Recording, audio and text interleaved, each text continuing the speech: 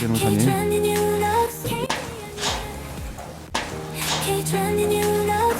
지금부터 2024 헌납할 대통령 탄핵 사건의 10차 변론기를 진행합니다. 출석을 확인하겠습니다. 소추위원 나오셨죠? 그 다음에 김희수 변호사님, 송도환 변호사님, LKB 앤 파트너스 이광범, 장순욱, 김영건, 성관정 변호사님, 이공 김선유 변호사님, 시민 김남중 변호사님, 도시 이금유 변호사님, 다산의 서상범 변호사님, 클라스 한결 박혁, 이원재, 권영빈, 김진환 변호사님, 세록 전형호, 황영민 변호사님, 김정민 변호사님, 피청구인 본인 나오셨습니다. 배보연 변호사님, 배진환 변호사님, 청령의 윤갑근 변호사님, 도태우 변호사님, 서성건 변호사님, 에이스 최거훈 변호사님, 선정의 자기환 변호사님, 정상명 변호사님, 송진호 변호사님, 이동찬 변호사님, 석동현 변호사님, 오욱한 변호사님, 김지민 변호사님, 청암 도병수 변호사님. 소개 안 된 분 있습니까? 진행 순서를 말씀드리겠습니다. 제출된 서면을 확인하고 증거 체부를 한 다음 정인 신문을 하겠습니다. 청구인 측에서 2월 18일 한덕수 정인에 대한 주신문사항, 2월 20일 홍장원 정인에 대한 반대신문사항, 피청구인 증거신청에 대한 의견 3, 한덕수 정인에 대한 반대신문사항, 증거 제출서 15 제출하셨습니까?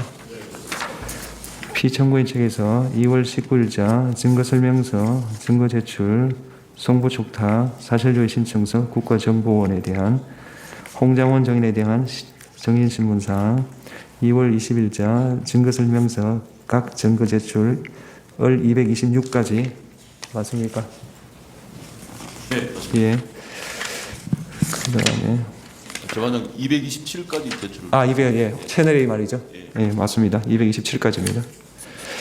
그 다음 피청구인 측은 갑호증 71의 1, 72의 2 증거 의견 말씀해 주십시오. 네, 부동의합니다. 네. 갑 71의 1, 2는 국회 CCTV 영상으로서 비진술 증거이고 전문 법칙이 적용되지 않으며 촬영 대상이 그대로 촬영된 것으로 보이므로 채택합니다. 71의 3 누가 작성한 것입니까? 그 촬영 이렇게 경호기획관실에서 작성한 겁니까? 그렇습니다. 예, 공문서이므로 채택합니다. 갑 72의 1, 2는 그러한 보도가 있었다는 한도 내에서 증거로 채택하겠습니다. 청구인 측은 피청구인이 제출한 을 220의 1, 2까지 증거 인부서를 제출하셨죠? 네, 그렇습니다. 그에 따라 을 195, 을 206은 동의하였으므로 채택합니다. 187의 9는 오늘 제출하신 거죠? 네. 이건 공문서기 때문에 채택하고요. 나중에 다시 말씀드리겠습니다. 그 다음 을 213은 대통령 지휘에서 기념식 등에서 한 연설문으로 보이므로 증거로 채택하겠습니다. 탄핵 증거로 제출된 을 219의 1 내지 5, 을 220의 1, 2는 진술의 임의성이 없다고 보이지 않으므로 탄핵 증거로 제출하겠습니다. 그리고 오늘 제출한 을 187에서 187의 9, 을 222의 1,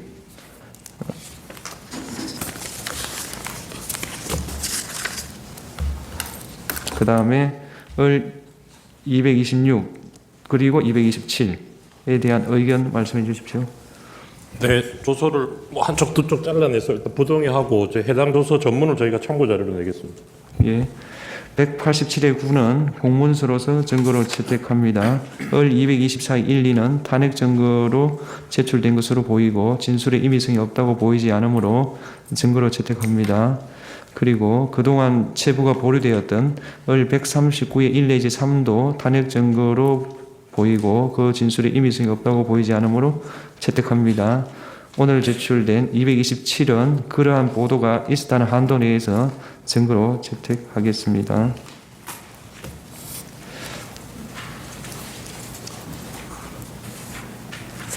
그리고 정인 나오셨습니까? 예, 나오십시오.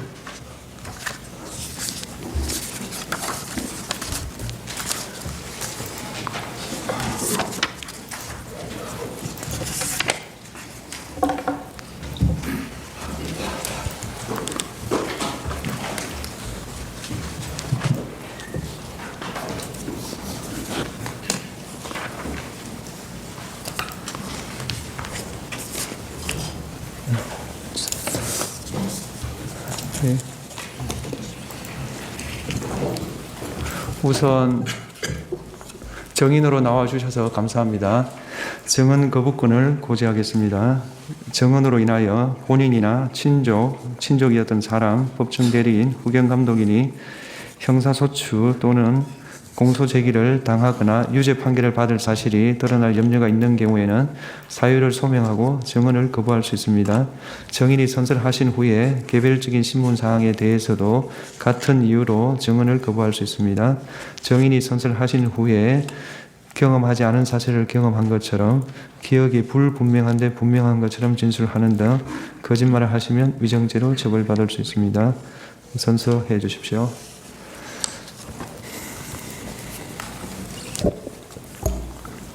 선서, 양심에 따라 숨김과 보탬이 없이 사실 그대로 말하고 만일 거짓말이 있으면 위증의 벌을 받기로 맹세합니다. 증인 한덕수. 예, 주신문 하십시오. 총리님, 임갑근 변호사입니다. 네. 총리님은 현 정부 초대 총리로 취임하신 현재도 대한민국 총리이시죠? 네, 그렇습니다. 예산에 관해서 여쭤보겠습니다. 정부 예산안을 야당이 단독으로 삭감하여 통과시킨 것은 대한민국 헌정사에 처음 있는 일이었죠? 네, 처음 있는 일이었고 처음 있는 일이었습니다. 야당이 삭감한 예산은 민생, 첨단기술 R&D, 범죄사와 같은 사회 안전, 국방 안보를 위한 예산들이었습니다. 총리께서도 12월 3일 오전 국무회의에서 야당이 감액하려는 예산은 대외 불확실성으로 인한 우리 경제의 리스크를 줄이고 반도체, AI 등 산업의 경쟁력을 강화하기 위해 꼭 필요한 예산이라고 말씀하신 적이 있으십니다. 맞죠? 예, 그렇습니다. 특히 에너지 분야는 차세대 원전 개발 관련 예산이라든지 원전 생태계 지원 예산과 같은 새로운 분야에 앞으로 우리나라의 유망한 그러한 먹거리가 될 그러한 산업들을 지원하기 위한 것들이 여야 합의 없이 삭감되었고 연구 개발에 있어서 양자 연구라든지 이런 최첨단 또 국제 연구에 들어갈 그러한 그 예산들이 삭감되었습니다. 그리고 검경의 특별활동비라든지 특경비 같은 것이 전액 삭감되어서 마약이라든지 금융 사기라든지 이러한 그 범죄 수사가 상당히 지장을 받고 있습니다.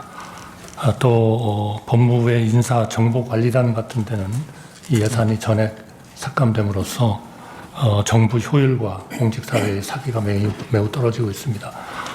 제가 듣기로 최근에 예산이 없어서 그러한 그 직원들이 사무실 청소도 각자 해결하고 또 화장실도 가까운 공원이나 이런 다른 관공서에 가서 해결한다는 그런 내용을 봤습니다. 예. 결국 결과적으로 보면 여러 가지 예산 중요예산 삭감으로 인해서 정부 운영이 막대한 차질을 빚고 있는 것이고 지금 실제도 그런 현상이 벌어지고 있다고 말씀하시는 내용이 맞습니까? 네, 그렇습니다. 총리께서는 예비비 대규모 삭감에 대해서도 대규모 재해 재난 등 예기치 못한 상황에서 국민들의 피해를 신속히 복구하기 위해 쓰일 예비비 딥페이크, 마약, 도박 등 각종 민생 범죄사에 필요한 경비를 삭감하는 것은 국민과 민생을 외면하는 처사라고 말씀하신 적도 있으십니다. 네, 올해 당초 2025년 예산으로 약 4조 8천억 정도가 계상이 됐습니다만 그 반 정도가 깎였고 그중에 특히 그 재해를 대상으로 하는 그 목적 예비비가 많이 깎였기 때문에 다행히 우리가 천재지변이 없으면 큰 문제가 없겠습니다만 그런 천재지변이 생길 때에는 우리의 그 대응에 상당히 영향이 있을 것 같고요. 특히 최근에 국제 정세가 굉장히 요동을 치고 있기 때문에 이러한 것에 대한 대응하기 위한 각종 경제 문제, 통상 문제에 있어서의 예산이 상당히 필요할 것 같습니다. 이것은 지금 예상하기가 매우 어렵습니다. 미국에도 새로운 대통령이 나와서 지금 관세를 부과하는 정책을 굉장히 강하게 하고 있어서 어떤 일이 앞으로 우리 산업에 영향을 미칠지 모르겠습니다. 예를 들면 2019년에 우리가 일본과 반도체 들어가는 원료 이런 쪽에 문제가 생겼을 때에도 우리가 예비비를 가지고 그 소재, 부품, 장비에 대한 대응 조치를 했었습니다. 굉장히 전 세계 불확실성이 지금 강화되고 있기 때문에 예비비는 굉장히 중요하다 이렇게 생각을 합니다. 야당은 예산안 일방 삭감에 그치지 않고 예산안이 자동 부의되는 국회법에 대한 개정안까지 통과시켰고 총리께서 대통령 권한대행으로서 제의우권을 행사하셨죠. 이것은 정말 심각한 그러한 그 입법 시도였다. 저는 그렇게 생각합니다. 저희 헌법에 의하면 9월 3일 날 행정부가 입법부에 예산안을 올리면 입법부가 12월 2일까지 의결하도록 정해놓고 있습니다. 다시 말씀드리면 예산 편성권은 행정부가 가지고 있고 예산 심의 의결권은 입법부에 부여되고 있습니다. 그럼에도 불구하고 매년 헌법에 적힌 그런 의결 시한을 넘겨서 여야가 대립하는 이런 상황이 매년 반복됐기 때문에 2015년에 국회법을 개정해서 여야 합의가 없으면 12월 1일에는 정부안이 일단 국회 본회의에 상정이 되고 그 다음부터 여야 간 협상을 통해서 예산을 확정하도록 하는 그런 자동 부의 제도를 만들어서 국민들로부터 엄청난 칭송을 받은 바가 있고 그 후에도 물론 날짜를 그대로 지켜진 그러한 그 상황은 뭐 반드시 100% 전개된 것은 아니지만 이러한 자동 부의 제도에 의해서 여당, 야당이 상당한 압박을 받고 또 협상을 통해서 타결을 하는 그런 아주 큰 동인이 됐다 이렇게 생각하는데 이거를 고쳐가지고 이런 그 자동 부의 제도를 변형시키려고 하는 이런 의도는 저희 정부로서는 어떤 정부가 들었든 이것은 정말 우리 재정 운영에 심각한 문제가 된다고 저희가 봤고요. 그래서 제가 권한대행이 된 지 며칠 안 된 때지만 이거는 정말 우리 헌법과 법률 그리고 우리 대한민국의 미래를 위해서 어떤 욕을 먹더라도 이거는 입법화되면 안 되겠다 하는 뜻에서 제의 요구를 했습니다. 물론 이러한 문제에 대해서 행정부가 입법부를 견제하는 하나의 방법으로서 저희가 제의 요구를 합니다만 국회는 국회대로 또 제 의결을 통해서 3분의 2 이상의 그러한 의결을 가지고 행정부가 행한 이러한 그 제의 요구를 말하자면 압도할 수가 있기 때문에 여기에 바로 입법과 행정부 간의 하나의 삼권 분립에 의한 그런 견제와 균형이 이루어지고 있다 이렇게 생각합니다. 네, 총리께서 거부권을 행사한 이 국회법 개정안은 사실상 정부의 예산 편성권을 박탈하는 것으로서 극단적으로는 국회 입법 독재의 전형이라고 볼 수 있을 것 같습니다. 심각한 문제점을 가지고 있다고 생각하는데 총리께서도 동의하시는 것이죠? 네, 저는 물론 우리나라 또 자유민주주의의 기본인 다수결 또 우리 레프레젠터티브 디모크라시라는 것이 정말 그거는 다수의 일방적인 이런 폭주라 할까요? 이런 것은 정말 민주주의의 기본은 아니다. 저는 그렇게 생각합니다. 일전에 영국의 세처 총리가 워싱턴에 가서도 민주주의의 가장 큰 암적 존재는 두 가지인데 하나는 포퓰리즘이고 또 하나는 이런 아주 절대적인 다자주의 이런 것이다 이런 얘기를 했습니다. 결국 이런 다자주의가 소수를 배려하고 우리 국민의 기본권을 신장시키고 대한민국이나 국가의 미래를 발전시키는 쪽으로 작동하지 않는다면 그거는 다수결 자체가 오히려 상당한 문제거리로 등장할 수 있다 이렇게 제기를 하는 그런 때가 있었고요. 또 사실 현실적으로 민주주의는 왜 붕괴하는가 하는 그런 책을 쓴 많은 분들도 결국 이런 다수결 일방적인 이러한 그 밀어붙이는 것에 의해서 국가의 정책이 왜곡되고 그리고 국민의 기본권, 권리, 삼권 분립 이런 것들이 제대로 이루어지지 못하는 것에 대한 경고를 계속 하고 있습니다. 이것은 굉장히 중요한 그런 일이다. 저는 증인으로서는 그렇게 생각합니다. 정부 주요 정책 실행을 위한 법안들에 대해서 야당이 발목을 잡아왔던 일들과 관련해서 여쭙겠습니다. 여러 가지 법안들에 대해서 특히 방사선 수출을 위해서는 국회의 동의를 받아야 한다는 등의 법률, 이런 법률들이 있었습니다. 총리께서 문제라고 생각하시는 대표적인 법안들을 말씀해 주실 수 있겠습니까? 예, 결국 우리 대한민국의 미래는 결국 첨단 산업과 그리고 에너지, 방산, 그리고 신재생 에너지 이런 부분들이 될 걸로 생각을 합니다. 물론 그 이외에 지금 우리나라가 뻗어나가는 문화라든지 뭐 여러 가지 분야들이 있습니다만 세계 G6, G7 이런 쪽으로도 우리가 상당히 넘나볼 수 있다 하는 것이 뭐 최근에 우리 분위기인데요.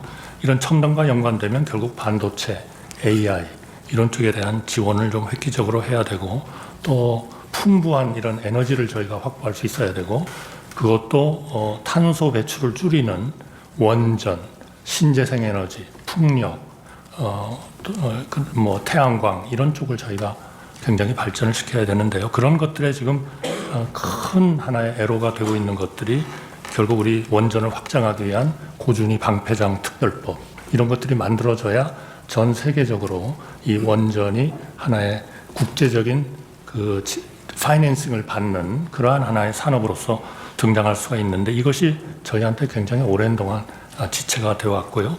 또 특히 이런 그 발전을 하게 되면 전력을 송배전을 해야 되는데 최근에 이런 이 국민들의 저항이라든지 이런 것들이 예전과 또 다른 차원에서 이 문제를 저희가 좀 대응을 해야 되는 상황이 돼서 이런 전력망을 획기적으로 확대하기 위한 전력망 특별법 이것이 반드시 저희가 필요한 그런 상황이었고요.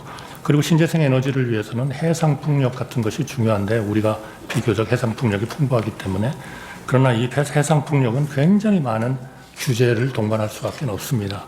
이 규제들을 좀 완화시키고 또 국가가 이런 그 해상 풍력 단지를 만들어서 적극적으로 그 해상 풍력을 하는 분들이 저항을 덜 받고 또 주민들에게도 도움이 되는 이러한 풍력을 확대할 수 있는 그러한 그 특별법이 꼭 필요한데 이런 것들이 상당히 오랜 동안 어려웠습니다. 저도 4월 그 2024년 4월에 새 국회가 선거가 있었고 구성이 그 후에 몇 개월 뒤에 됐습니다만 어떻게든 이 해상풍력특별법하고 그 고준위 방패장 특별법을 같이 엮어서 좀 통과시킬 수 있도록 제가 야당 원내대표께도 전화도 드리고 위원장들께도 전화를 드리고 굉장히 열심히 노력을 했습니다. 상당 부분 접근이 됐습니다만 결국 아직까지도 그것이 굉장히 더디게 이렇게 진행이 되다가 최근에 와서 관련 위원회들을 좀 통과되는 그러한 그 상황이 있습니다. 특히 첨단 관련돼서 반도체 특별법 이거는 결국 고소득 연구직에 대해서는 52시간 근로시간 제한을 조금 완화시키자. 지금 전 세계는 이 반도체 경쟁을 위해서 중국도 그렇고 모든 나라들이 좀 비교적 그 노동 이런 규정을 좀 완화시키는 이런 경향으로 다 가고 있기 때문에 우선 반도체에 대해서는 연구를 하는 이 고소득을 올리는 이런 분들에 대해서는 좀 그 노동 규정을 좀 완화시키자 하는 것들을 굉장히 오랫동안 얘기를 했고 상당히 가까이 가는 듯하다가 여러분의 생각은 최근에 어떠신가요? 또다시 댓글로 어려워지는 남겨주세요. 것 같아서 지금까지 KTNT 뉴스에서 최근에 소식을 우리 알려드렸습니다. 정부가 임명한 시청해주셔서 감사합니다. 투자 좋아요와 구독도 그 순회 잊지 마세요. 대사라든지 감사합니다. 이런 분들의 기본적인 강점은 주장하는 점은 외국에서 가장 우리 산업 발전과 연관돼서 걱정하는 것이 노동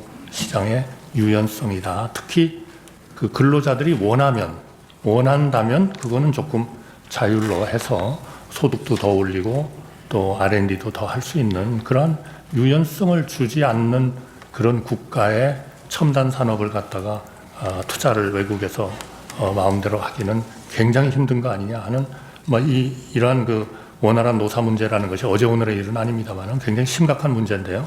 최근에 우리 그 당의 고위직에 계신 분들도 상당히 접근을 하다가 다시 또 힘들어지는 것 같아서 정말 걱정입니다.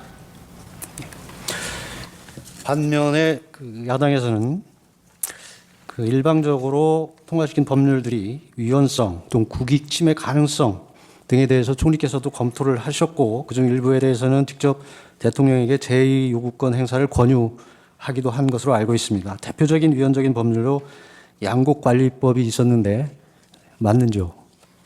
네, 이거는 지난 정부에서도 한번 제2요구를 했고 또 이번에도 제2요구를 했습니다만 결국 우리나라의 여러분의 생각은 어떠신가요? 쌀 생산이 점점 댓글로 늘고 남겨주세요. 소비는 지금까지 줄어들고 있기 KTNT 때문에 뉴스에서 소식을 결국 시간이 알려드렸습니다. 가면 갈수록 시청해주셔서 우리가 감사합니다. 이 좋아요와 구독도 양곡의 잊지 쌀의 마세요. 생산을 딴 감사합니다. 방향으로 돌리고 더 활용할 수 있는 그런 쪽으로 다변화를 시켜야 되는 게 절대적으로 중요하고요. 만약 그렇지 않고 이 양곡법처럼 일정한 가격에 미치지 않는 양곡에 대해서는 정부가 강제로 사줘야 된다. 이와 비슷한 제도가 옛날에 있었습니다만 그거 다 저희가 개선을 했던 거거든요. 이거를 다시 만약 만들게 되면 저희 판단에는 한 2020년이 되면 연간 한 2조 원 정도는 계속 이런 양곡을 비싸게 사주기 위해서 재정 적자를 봐야 되는 그러한 문제여서 우리가 지금 써야 할 거는 그러한 그 재정을 젊은이들이 소위 스마트 파밍 같은 데를 하는 쪽에다가 돈을 넣어야 되는데 이 쌀에 대해서 넣는 것은 바람직하지 않다. 이거는 딴 쪽으로 자꾸 다원화를 시켜야 된다. 저희는 그런 판단이어서 대한민국의 미래를 위해서는 이거는 부득이 우리가 제2요구를 할 수밖에 없다. 이렇게 요청을 했고 그렇더라도 국회에서 이러한 그 제2요구 안을 가지고 다시 그러한 그 부작용을 줄이는 그러한 안을 만들 수 있다면 그거는 정부로서는 얼마든지 협조를 하겠다 하는 그런 입장을 보이고 있습니다. 또 야당은 대표적인 국익 침해 법률로 방산 수출에 국회의 동의를 얻도록 하는 법안을 추진했고 국회 증언 감정법 개정안, 즉 국회가 요구할 경우 개인정보와 영업비밀 보호를 이유로 증언 감정을 거부할 수 없도록 하는 법안을 통과시켰습니다. 이런 국회 증언 감정법 개정안에 대해서 정치권, 우리 기업들, 우리나라에 투자한 외국 기업들, 경제단체들은 중국 등의 기술 탈취가 점점 더 심해지는 상황에서 사실상 중국의 기술을 팔아넘기는 것 같다는 우려를 표하였습니다. 총리께서도 같은 생각을 하십니까? 네, 동의하고요. 그것 때문에 지금 증언 감정에 관한 법률도 일단 제2요구를 한 상태입니다. 우리나라에 들어와 있는 암참이라든지 모든 그 외국 기업들이 전부 다 아주 이 문제에 대해서 굉장히 심각한 그런 그 걱정을 했고요. 우리 국내 기업은 물론입니다. 그래서 그러한 문제에 대해서는 저는 국회에서 좀 더 좋은 하나의 그 협의와 협치를 통해서 이 문제가 국가의 발전과 전 세계에 있어서의 커가는 우리나라를 좀 뒷받침하는 이런 쪽으로 입법이 이루어졌으면 좋겠다. 이런 입장을 강하게 가지고 있습니다. 야당은 야당 대표를 위한 방탄 내지 판검사 보복 입법, 선거를 겨냥한 포퓰리즘법, 시장경제 질서를 무너뜨리는 양곡관리법, 노사 분열을 조장하는 노동법, 방송 장악용 방송법 등을 발의 및 통과시켰습니다. 대통령 탄핵 소추 후 총리께서도 권한대행으로서 야당이 반복하여 발의하는 6개 법안에 대해 제2요구권을 행사하는 사실이 있습니다. 그런 사실이 있으시죠? 네, 6개 법률에 대해서 제2요구를 했고요. 그러면서 저희가 국회에 요청한 것은 이 제2요구는 제2요구이기 때문에 국회에서 다시 한번 좀 마음을 열고 여야 간에 협의를 좀 해달라 그런 요청을 했습니다. 결국 그 제2요구라는 것은 결국 견제와 균형을 통해서 최선의 지혜와 공익을 추구하도록 설계된 하나의 자유민주주의의 제도이기 때문에 이 어떤 국가가 어떤 일방적인 힘에 의해서 극단으로 이렇게 치닫지 않도록 우리 헌법이 마련해준 다양한 제도 중 하나라고 믿고 있고, 또 국회는 국회대로 국회의 그 법안을 통과시킨 그 당이나 국회의원님들의 입장에서 반드시 필요하다고 생각하면 또다시 제1결을 통해서 정부가 제2요구한 것을 오버룰할 수가 있는 거기 때문에 그런 하나의 자유민주주의 제도의 핵심 제도로서 자리 잡고 있다 이렇게 생각합니다. 해리 트루만 대통령, 저희가 잘 압니다마는 트루만 대통령 임기 중에 제2요구를 250번을 했고요. 드와이트 아이젠하워 대통령은 181번, 프랭클린 루스벨트 대통령은 635번, 그리고 가장 그 여야 협치에 있어서 탁월하다고 생각하는 로널드 레이건 대통령은 78회 제2요구를 한 적이 있습니다. 저희가 지금까지 행사한 제2요구는 지금까지 모든 정부가, 과거 우리 대한민국 정부가 행한 제2요구를 합친 것보다도 아마 더 많지 않나 이렇게 생각이 들어서 앞으로 좀 더 우리 헌법과 법률과 대한민국의 미래를 위한 그러한 국회에 있어서의 입법 협치가 좀 꼭 필요하다 이렇게 말씀드리고 싶습니다. 이 정부 들어서 4대 개혁, 즉 연금개혁, 노동개혁, 교육개혁, 의료개혁 등을 추진하였습니다. 연금개혁의 경우 우리 사회가 초고령화 사회에 직면하여 노후 및 청년 미래가 걸린 시급한 핵심 과제였는데, 정부가 제시한 개혁안, 여당이 제시한 국회 연금개혁 특위 구성 모두 야당이 거부한 사실이 있습니다. 알고 계십니까? 네, 지금 뭐 그걸 가지고 우선 그 모수개혁이라고 합니다만, 저희가 몇 % 연금을 받고 은퇴를 했을 때 몇 % 그 평생 소득의 몇 %를 이자로 주는 하나의 그 보상으로 주느냐 하는 이제 그런 것들에 의해서 연금의 재정 상태가 결정이 되기 때문에 우선 그것부터 하고 나머지를 하자 하는 얘기도 물론 있고요. 그러나 연금이라는 것을 모수개혁만을 가지고 하기에는 사실 소위 연금이 파산하는 그러한 기간이 한 7년 정도 연기되는 것밖에는 안 됩니다. 그렇기 때문에 거기에 그 선진국들이 쓰고 있는 그러한 제도를 같이, 제도적 개혁을 같이 해야 그래도 몇십 년 정도 갈 수 있는 그런 연금 개혁이 될 수 있다 해서 굉장히 중요한 하나의 그런 과제인데요.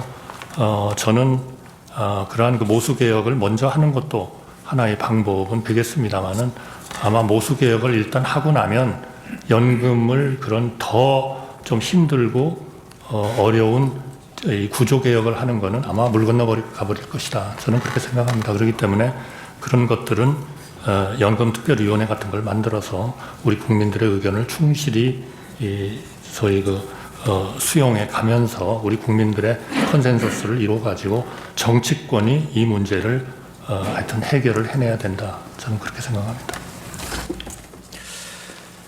야당에 의해 가로막힌 주요 추진 민생 법안을 보면 반도체 산업 지원 강화를 위한 반도체 특별법, 기업 밸류업 프로그램의 일환인 조세 특례 제한법과 상법 개정안, 과도한 국민 부담을 완화하기 위한 상속 증여세법 개정안, 국가 전력망 확충을 위한 첨단 에너지 3법, 국가 안보 등 국익 보호를 위해 간첩 행위 대상을 확대하는 형법 개정안, 아이돌봄 지원법, 지역균형 발전법 등이 있었는데 모두 야당의 반대 내지 비협조로 실행하지 못한 것이 사실입니까? 네, 뭐 그런 측면이 있습니다만, 예를 들면 지금 그런 뭐 간첩 행위 같은 것도 옛날처럼 우리가 우리의 주적인 북한만을 간첩으로 보는 이런 것들을 벗어나야 할 그런 국제적인 여건이 되고 있기 때문에 이런 딴 나라들도 간첩 행위를 할 때에는 우리 형법에 의해서 뭐 처벌을 받도록 하는 그런 것들이 이루어져야 되지 않냐 하는 필요성은 굉장히들 느끼고 있습니다만, 이런 부분들은 우리 정치권은 우리나라의 리더이기 때문에 우리 정치권이 첨예하게 이렇게 부딪힐 그러한 그 철학적인 그런 법률도 물론 있을 겁니다. 그러나 태반은 우리 국가의 안보, 경제 발전, 그리고 우리 국민들의 사회적인 복지, 이러한 또 우리 청년들에 대한 미래 이런 것들을 결국 좀 더 낫게 만들고자 하는 것이기 때문에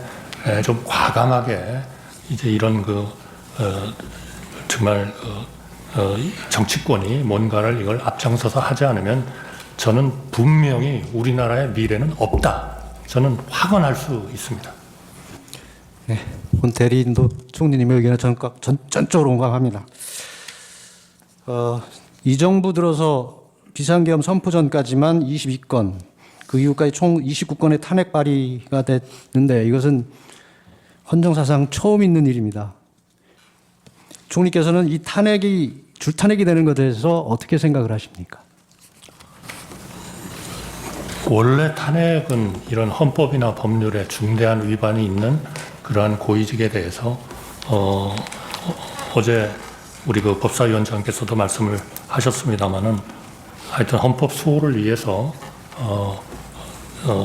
써야 되는 그러한 거 아닌가 싶습니다. 그러나 물론 이런 소추된 분들에 대한 다 이유가 있겠습니다만 그러나 일반 국민들이 좀 국민의 눈높이에서 봤을 때 정말 저거는 중대한 범죄를 저지른 사람이기 때문에 헌법과 법률에 위반을 했기 때문에 탄핵을 해야 된다 이렇게 생각하는 국민들의 어떤 그런 눈높이와 우리 지금 탄핵 29건이 발의가 됐습니다만 그 29건이 국민의 눈높이하고 반드시 맞는지 그거는 또 역시 그 정치권이 한번 아주 심각하게 이 문제를 논의를 해보고 좀 생각을 해봐야 된다 이렇게 생각을 합니다. 예를 들면 임명된 지 이틀 된 방통위원장이 탄핵이 되고 또 그 탄핵을 피하기 위해서 간지 얼마 안 된 사람이 또 사표를 내고 이런 편법과 국가의 어떤 기능이 제대로 돌아가지 못하게 하는 이런 조치를 우리나라의 헌법을 만드신 분들이 염두에 두고 그 헌법을 만들었다고는 저는 절대로 생각하지 않습니다. 특히 탄핵 소추를 하게 되면은 직무정지가 돼가지고 그것이 언제인지도 모르는 기간을 그냥 완전히 일은 하지 않으면서 그렇다고 사표를 내서 사후적인 사람이 충원되는 것도 아니고 하는 이러한 아마 전 세계에 직무정지를 시키는 그런 제도는 굉장히 드물 겁니다. 제가 보기에는 아마 미국은 전혀 그런 게 없고요. 제가 알기로는 그래서 이런 부분에 대해서 충분히 좀 배려를 하면서 국가가 우선 살아야 그러한 국가 국민의 번영도 있고 행복도 있고 정치권에 정말 보람도 있는 거 아닌가 저는 그렇게 생각합니다. 계엄 이후인 2024년 12월 23일 총리께서 당시 야당이 통과시킨 내란 특검법 등에 대해 공부를 할 것인지 또는 재요구를 할 것인지 검토하고 있던 상황이었습니다. 그날 오전 더불어민주당 원내대변인이 당시 국무위원이 공석인 국방, 행안, 여가부 장관 제외 총원이 16명인데 박성재 법무부 장관이 직무정지 상태라 15명이다. 만약 이 중 5명을 탄핵시켜버리면 국무회의가 의결을 못한다. 국무회의는 3분의 2로 의결하도록 되어 있어서 5명을 더 탄핵하면 아예 의결이 안 된다. 국무회의가 돌아가지 않으면 지금 올라간 법안들은 자동으로 발효된다. 여기까지도 고민하고 따져봐야 하는 아주 중요한 시점이라고 했던 사실이 있습니다. 알고 계십니까? 네, 알고 있고요. 의결을 따지기에 앞서서 우리 헌법은 국무위원의 숫자를 15인 내지 30인으로 규정하고 있습니다. 지금 탄핵 정지된 분들을 빼고 나면 16인입니다. 이제 거기에 두 사람만 무슨 일이 있어가지고 아웃돼 버리면 국무회의가 없어지는 겁니다.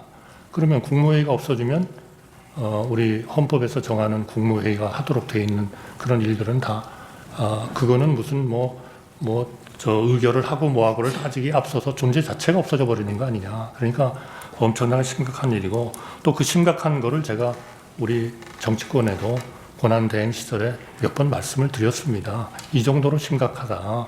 근데 아직까지 특별한 조치가 없어서 정말 대단히 유감입니다.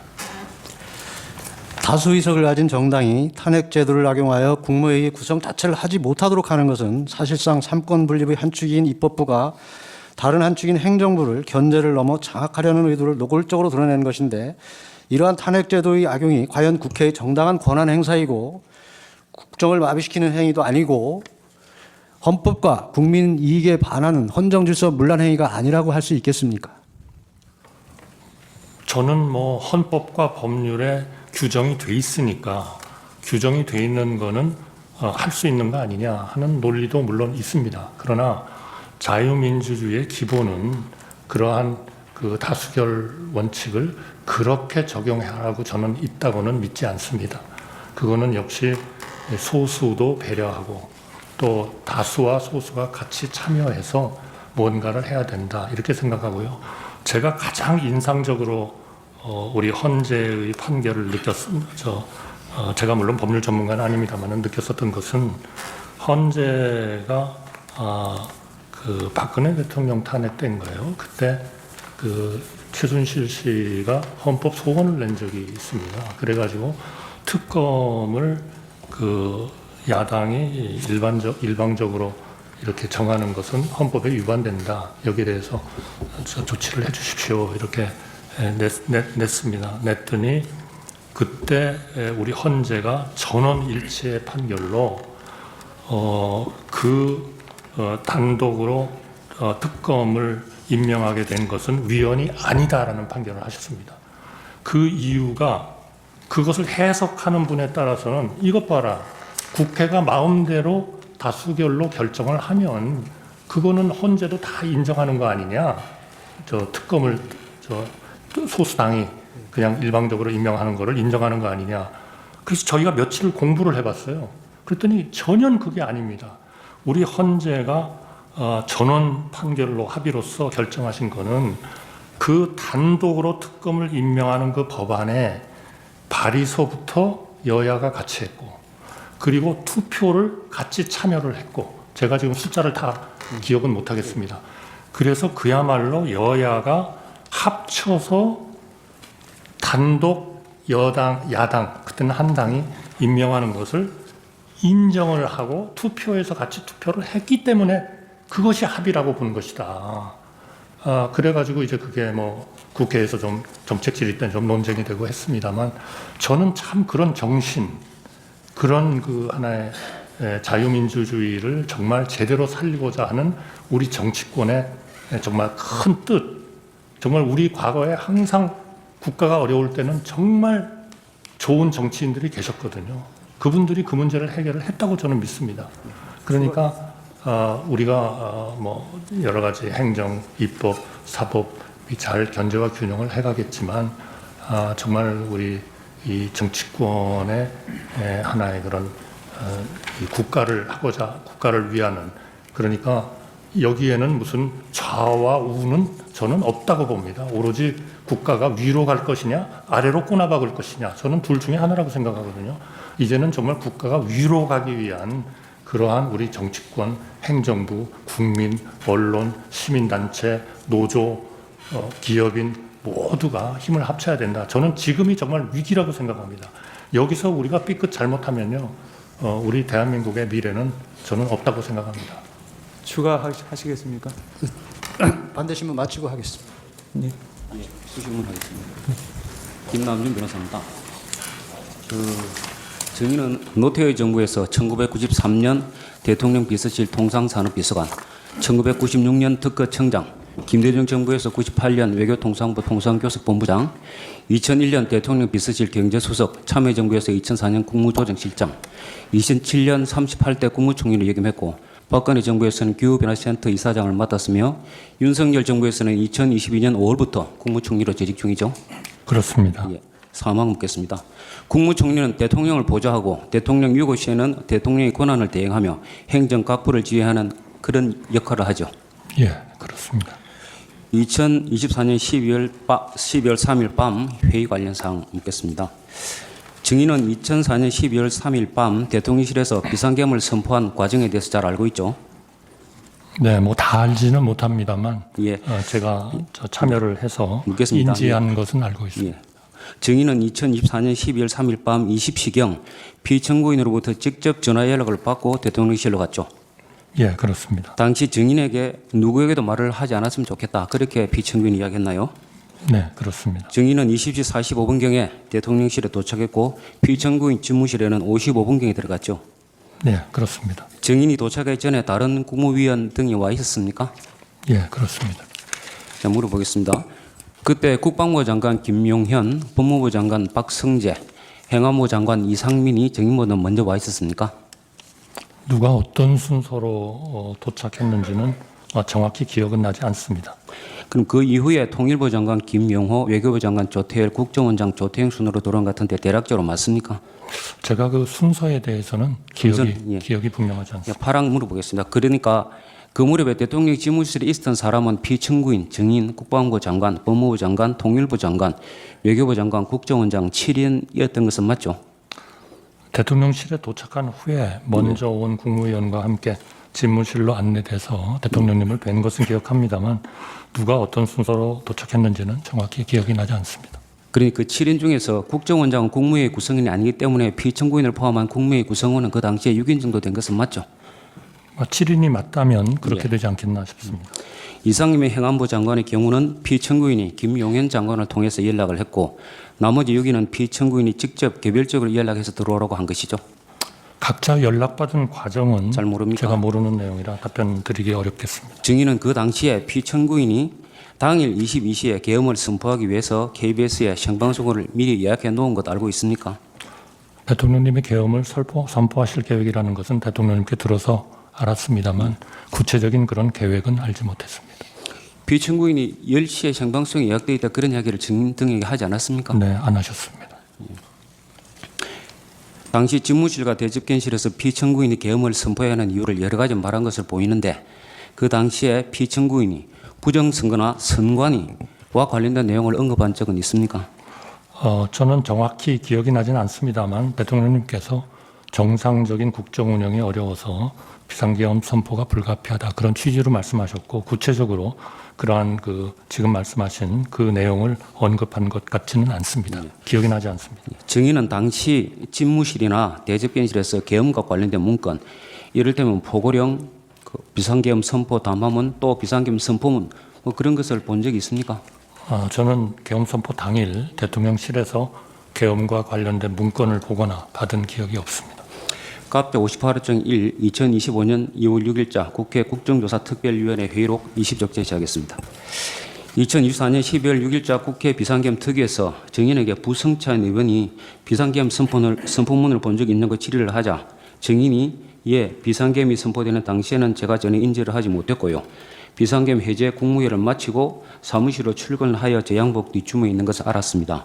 이렇게 진술한 사실 있죠? 예, 비상계엄 선포문을 어떻게 소작이 됐는지 그 경위가 전혀 기억이 나지 않습니까? 그 접어서 주머니에 넣은 것으로 진술하시던데. 네, 소지 경위는 전혀 기억이 나지 않습니다. 그 자리에서 받지 않았으면 그 받을 수 없는 문건 아니겠습니까? 예, 그러나 언제 어떻게 그걸 받았는지는 정말 기억이 없습니다. 이 비상계엄 선포문을 놓고 거기 모이던 7인이 어떤 비상계엄과 관련해서 대책회의를 한 거 아닙니까? 전혀 논의한 적 없습니다. 알겠습니다. 증인은 그 자리에서 대통령에게 계엄에 반대하는 의사를 표시하고 만류하였다고 했죠. 우리나라의 가장 중요한 것은 결국 경제고 또 대외 신인도입니다. 이 예, 두 개가 뭐 흔들려 버리면 간단하게 대답해 그냥 예 반대했습니까? 네, 그래서 지금까지 우리가 이루어온 국가의 핵심을 흔들 수 있다고도 생각해서 만류하였습니다. 그런 경제와 대외 신인도 국가의 핵심을 흔들 수 있다 그거였습니다. 그러면 당시 그 비상계엄을 선포하는 것이 위헌적이고 위법적이다 하는 그런 이유로 반대하지는 않았습니까? 저는 뭐 계엄을 선포하신다는 얘기를 듣고 그렇게 돼서는 안 된다 하는 반대 의사를 말씀을 드린 겁니다. 국무위원들이나 그 대통령실 실장이나 수석 그 중에서 누구도 이것이 위헌이나 위법이다 그런 이야기는 한 적이 없습니까? 저는 위헌, 위법 그런 상황보다는 계엄을 선포함으로써 대한민국이 굉장히 어려움에 처할 수 있다 하는 쪽이 더 많았던 것 같습니다. 계엄에 찬성하는 사람도 있었습니까? 모두 걱정하고 만류했다고 기억하고 있습니다. 김용현 장관의 경우는 이 심판정에서 계엄에 찬성하는 사람이 있었다고 증언했는데요. 왜 그 진술이 다릅니까? 그거는 저는 제 기억에는 전혀 그렇지 않습니다. 갑 36규정 1 증인 피의자 신문조서 12쪽 제시하겠습니다. 이 조서 내용에 의하면 농림부 보건복지부 중소벤처 장관은 뒤늦게 회의에 참석하였나요? 라는 질문에 증인이 아마 참석하셨을 거예요. 정확히 기억나지 않습니다. 당시 제가 국무위원들 모으자고 했는데 누가 왔는지 모르겠습니다. 이렇게 기재가 되어 있고 또 같은 조서 15쪽 하단을 보면 대통령은 처음부터 국무회의는 생각하지 않았던 것 같아요. 제가 대통령께 국무위원들 말을 들어보시죠 라고 해서 국무위원들이 모이게 된 것이고요 라고 기재되어 있는데 이 내용 사실대로 모두 기재가 되어 있죠? 그런데 사실 대통령님이 국무회의를 소집하려고 하셨는지 안 했는지는 대통령님의 계획이기 때문에 제가 정확히 몰랐습니다. 여러 의견을 들어보셨으면 해서 국무회의 소집을 건의드린 겁니다. 이 조서에는 당시 증인이 판단한 내용이 기재되어 있는 거 아니겠습니까? 맞는 것이죠. 그러나 제 판단은 하나의 그런 그 대통령의 뜻을 정확히 계획을 모르고 본인이 생각한 것이고요.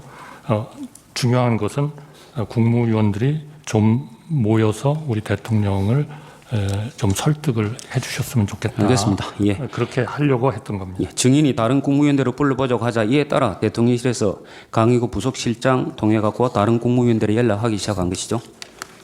저는 국무위원 연락을 어떤 국무위원을 누가 연락을 했는지는 제가 모르고 있습니다. 대통령실에서 다른 국무위원들에 연락하기 시작을 한 시간이 몇 시점입니까? 저는 뭐 정확히 기억은 없습니다. 기록을 보면 조규홍 장관에 대해서 22시 14분에 한 것이 최초인 것 같은데 대략 그쯤 되는 것 같습니까? 저는 전혀 모르겠습니다. 증인도 저는 다른 대통령님께 건의를 드렸고 예. 그리고 어떤 국무위원을 어떻게 누가 연락을 했는지는 제가 전혀 증인이 관여하지 않았습니다. 건의를 했다고 하는데 건의를 한 시간도 그럼 9시가 넘은 건가요? 글쎄요. 대통령님을 뵙고 계엄을 한다는 말씀을 듣고 말씀을 드렸으니까 그때 언제가 되지 않았을까 싶긴 합니다. 증인도 다른 국무위원에게 연락한 사실이 있습니까?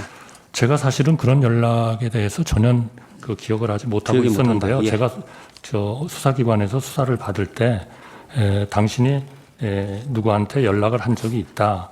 그래서 생각을 해봤더니 또 제가 한번 전화를 찾아봤더니 맞았습니다. 그런데 그때는 제가 그분을 새로 오시도록 연락을 한 게 아니고 빨리 와서 함께 대통령을 설득하자는 그런 마음에서 어디쯤 와 계신지를 제가 아마 확인이라기보다는 알아보는 그런 거였고 제가 예. 처음으로 그분께 예, 됐습니다. 그 정도 와주세요라고 말씀드릴 것 같습니다. 제가 예. 요청을 한 것은 아니었습니다. 예, 국무회의는 국무위원 과반의 출석을 의결하고 3분의 2 찬성을 의결하죠.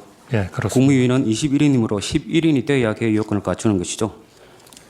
제가 정확한 건 모릅니다만 그렇게 알고 있습니다. 오영주 중소벤처기업부 장관이 마지막으로 21시 40분경 대통령실 연락을 받고 22시 17분경 대저견실에 도착해서 비로소 국무위원 11명이 되었다 하는데 증인 그 내용 압니까? 제가 몇 명 국무위원이 모이는지 누가 예, 오는지 잘 모른다. 이런 알겠습니다. 순서는 전혀 경황이 없어서 예. 제가 파악을 하지 못하고 오영주 장관과 조규영 장관은 실제 회의 시간은 3분도 되지 않고 발언할 기회도 전혀 없이 피청구인이 혼자 이야기하다가 나갔다고 하는데 그 사실도 압니까? 글쎄요, 국무위원 개개인의 세부 상황을 잘 모른다. 제가 다 알고 예. 있지 못합니다. 다음 묻겠습니다. 계엄 선포를 위한 방송까지 당일 10시로 예약되어 있는 것으로 보아서 피청구인은 계엄을 선포하는 과정에서 국무회의를 거칠 의사가 없어서 명백해 보이는데 당시 증인도 피청구인이 국무회의를 거칠 의사가 없는 것으로 판단한 것은 맞는 것이죠? 글쎄요, 아까 말씀드린 것처럼 대통령님께서 예, 알겠습니다. 마음속으로 하신 생각을 제가 증거도 없이 속단해서 말씀드리는 것은 좀 적절하지 추가로 않다고 물어보겠습니다. 생각합니다. 본건 외에 국무회의를 대통령실 2층이 아닌 5층 대접견실에서 개최한 적이 있었습니까? 저는 한 번도 없었다고 한 번도 없었죠? 생각합니다. 네.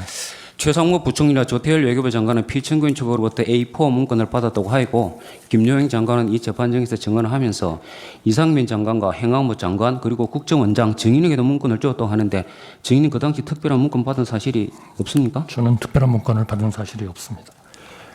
이상민 행안부 장관에게 김용현 장관이 이 문건 주는 거 그런 거 본 적 없습니까? 문건 주는 것을 보지 못했습니다. 그러면 뒷부분에 정리하겠습니다. 피청구인이 계엄 선포 후에 다시 대접견실에 돌아왔죠. 예, 그런 것으로 알고 예, 국무위원들이 여러 가지 지시를 한 것으로 밝혀졌는데 구체적으로 누구에게 어떤 지시를 했는지 기억이 납니까? 사실 그때는 너무 경황이 없어서요. 잘 기억이 안 난다. 예, 개개인에게- 증인에게 무슨 지시했습니까?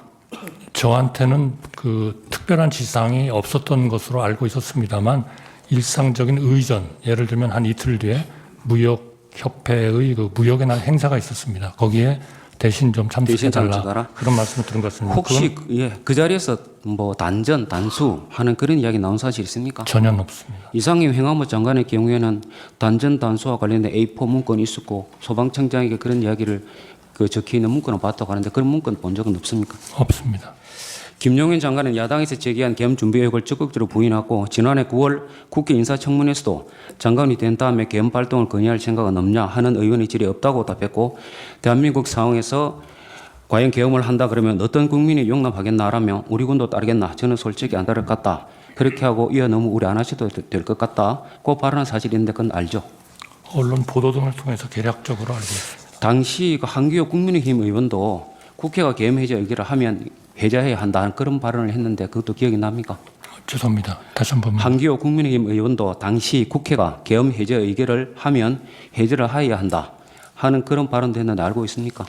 뭐 이미 개괄적으로 언론을 통해서 알고 있습니다. 예. 또 지난해 10월 국회입니다. 국회 법제사법위원회 국정감사에서 또 김용현 장관이 야당의 계엄 의혹 추궁에 대해서 계엄이 발령되고 나면 국회에서 해제할 수 있는 권한이 보장돼 있다. 이런 것들이 다 되어 있는데도 불구하고 계엄하시는 것에 대해 이해가 잘 안 간다 발언했는데 이 사실도 알고 있습니까?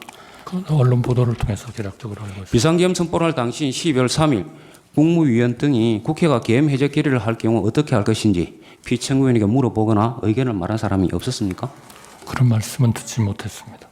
없었습니까? 예, 못 들었습니다. 적어도 김용희 장관의 경우 이 작년 10월 법제사법위원회 그전 인사청문회 관련 사정을 보면 국회가 계엄 해제 의결을 의결한 경우에 대해서 사전에 대비를 해놓았고 이에 대해서 당시 국무위원 등에게 이야기했을 것으로 보이는데 이게 상식적으로 보이는데 전혀 들은 바 없다고요. 그런 말씀은 전혀 듣지 못했습니다. 그런 조치를 미리 그에게 계엄 해제 의결할 경우 조치를 하고 그래서 군대를 뭐 넣으면 된다 그런 얘기 한 적 네, 없습니까? 듣지 못했습니다. 비상계엄 해제 이후의 상황에 대해서 묻겠습니다. 국회 계엄 해제 의결은 2024년 12월 4일 1시 3분에 있었죠. 예, 그렇습니다. 그 계엄법에 따르면 국회 계엄 해제 의결이 있는 경우에 지체 없이 계엄을 해제해야 하는데 국무회 의결이 그로부터 상당히 시간이 지나갔고 4시 30분경 이루어졌죠. 네, 그렇습니다. 상당히 시간이 많이 경과되지 않았습니까? 왜 그런지 압니까?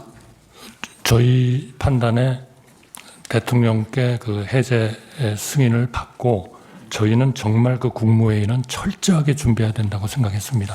알겠습니다. 안건도 예. 만들고 번호도 받고 그리고 우선 국무위원들을 전부 다 용산으로 오시도록 그렇게 좀 연락을 하고 그런 그 과정이 시간이 꽤 걸렸습니다. 백갑 사업장의 3 2024년 12월 10일자 제418회 11자 국회 국방위원회 회의록 130에서 131쪽입니다.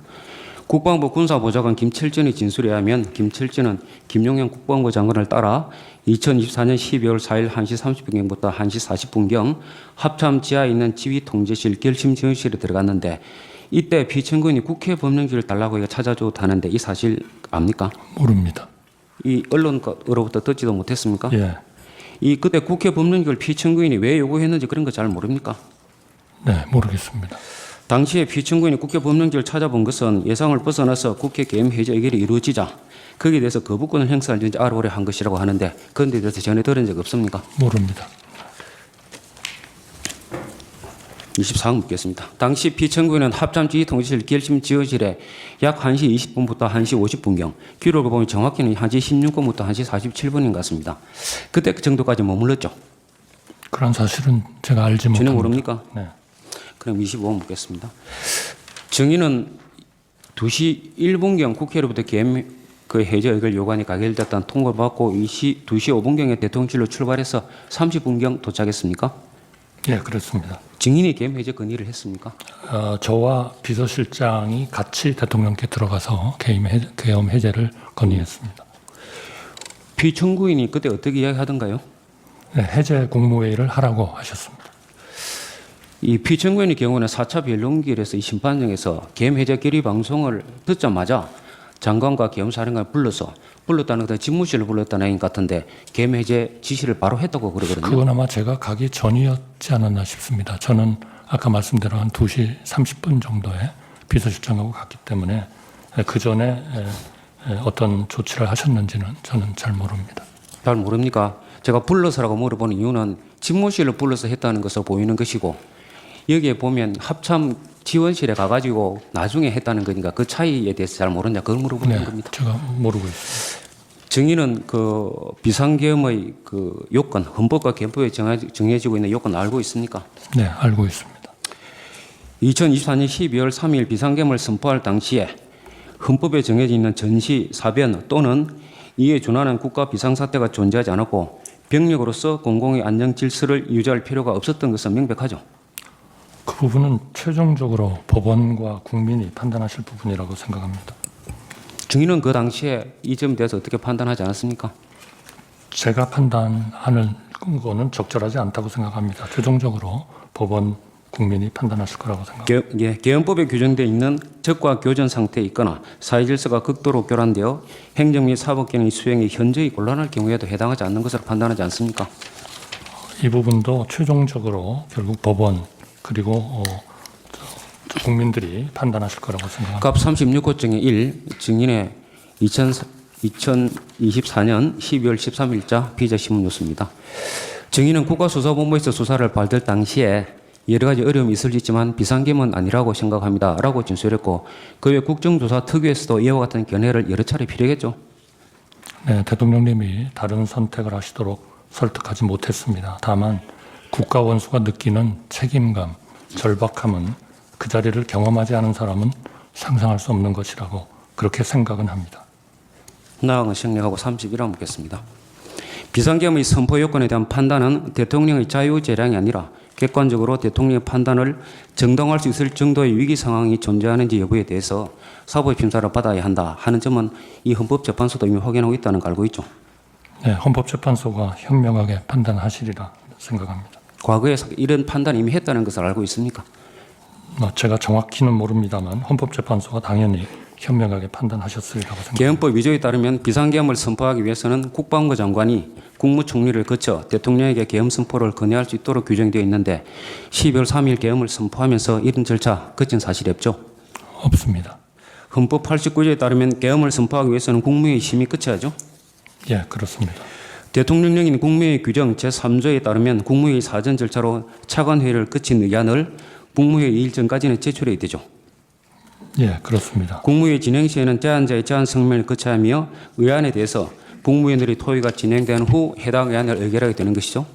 예, 그렇습니다. 12월 3일 비상계엄과 관련하여 대접견 시세 국무회의 모임은 위와 같은 절차를 전혀 거치지 않았고 심의 절차를 거쳤다고 볼 수 없으며 의안도 없었죠.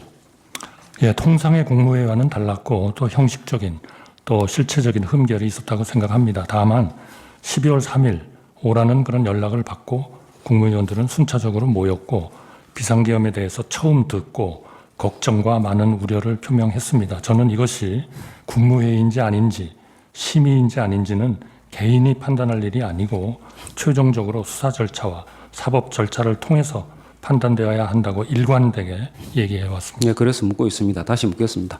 행정안전부 의정관이 위 회의에 참석하지 않았고 이 회의 내용이 기재된 국무회의 회의록도 존재하지 않죠. 그렇게 알고 있습니다. 갑 36조 7 오영주에 대한 진술조사 8쪽입니다.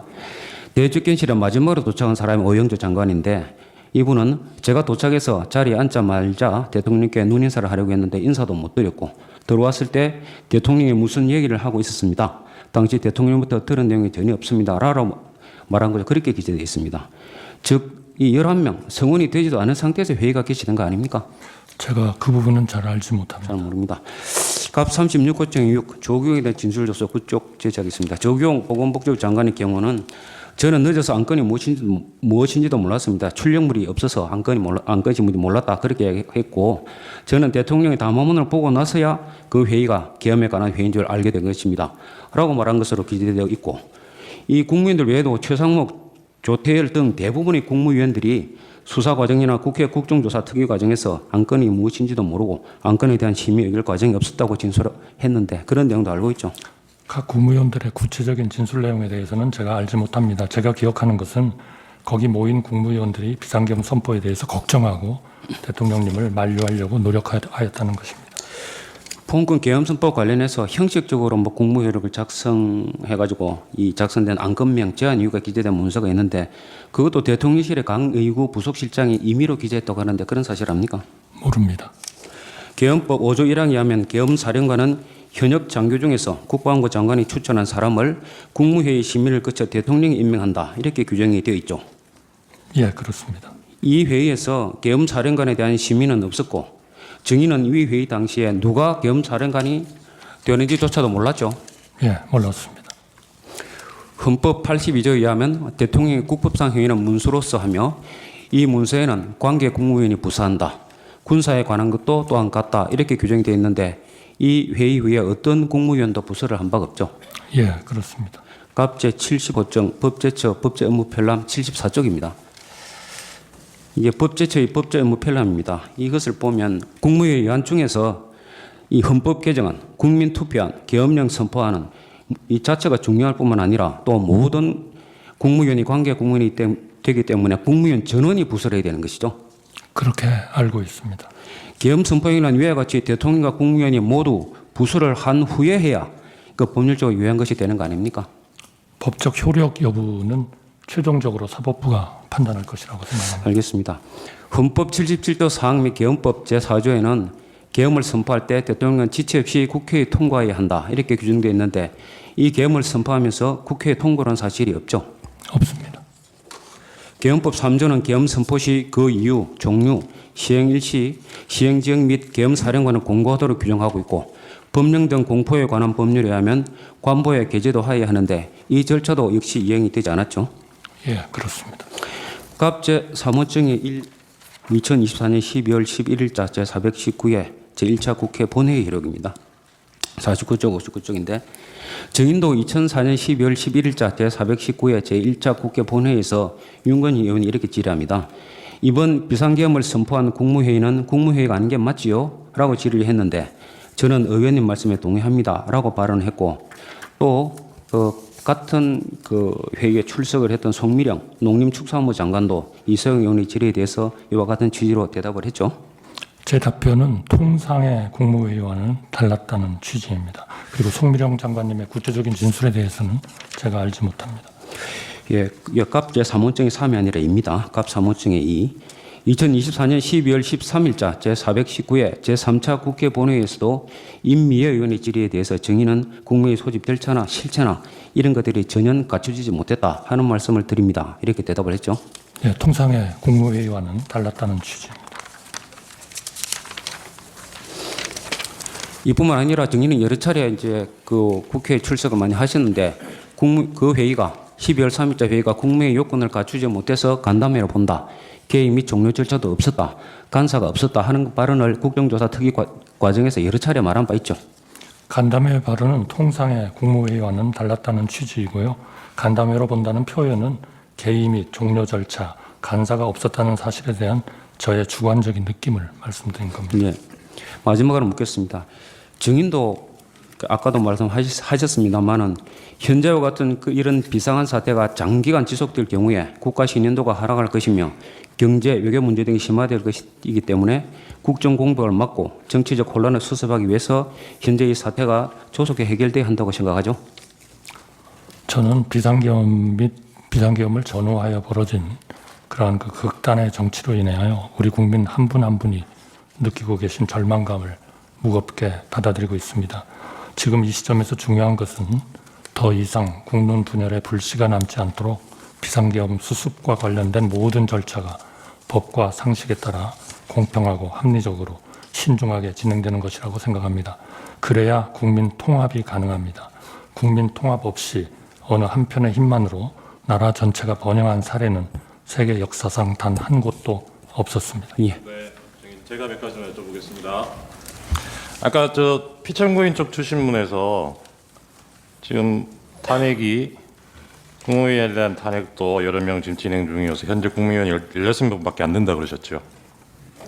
아, 지금 예. 그러니까 직무정지된 국무위원들을 네네네. 빼고. 그러니까 네, 빼고. 네. 근데 이분들이 직무정지돼도 국무회의에는 직무대행이 참석하지 않습니까? 그렇지만 그분들은 발언은 해도 의결권이 없습니다. 아, 네, 그렇군요. 알겠습니다. 아까 그 최서원 씨가 제기했던 특검법위원 소원에 대해서 따로 스터디를 하셨다 그랬는데 그 보고 신문만 보셔서 그런지 이 사건 결정 요지가 뭐였는지 기억나십니까?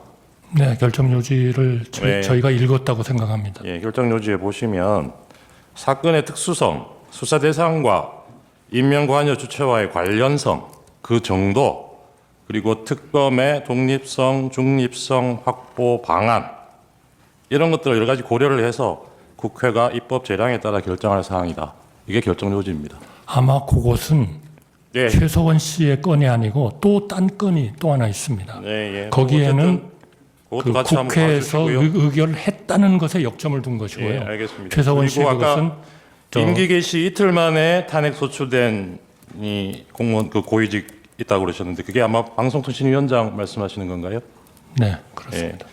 그분 결정에 인용 의견, 기각 의견 비율이 어땠는지는 혹시 아십니까?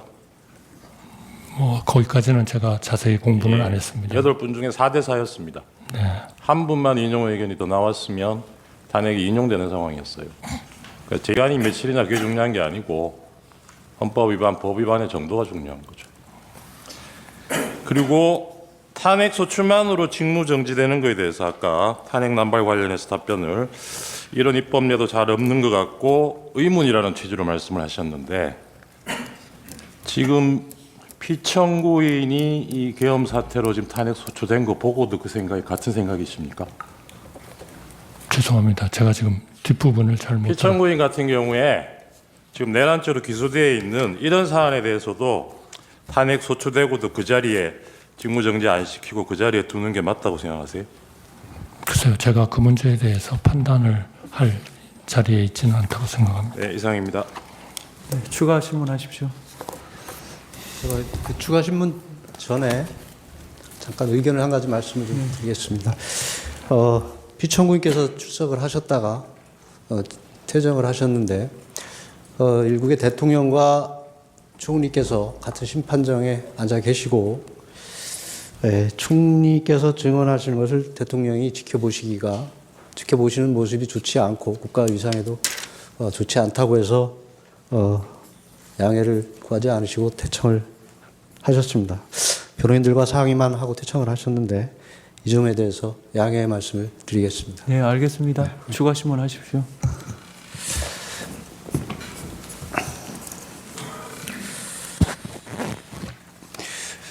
총리께서는 계엄 당일 대통령실에 연락을 받고 대통령실에 가신 것이죠. 예, 그렇습니다. 그 당시 대통령실에 도착하셔가지고 대통령과 혹시 어떤 대화를 나누셨는지 기억을 하시나요?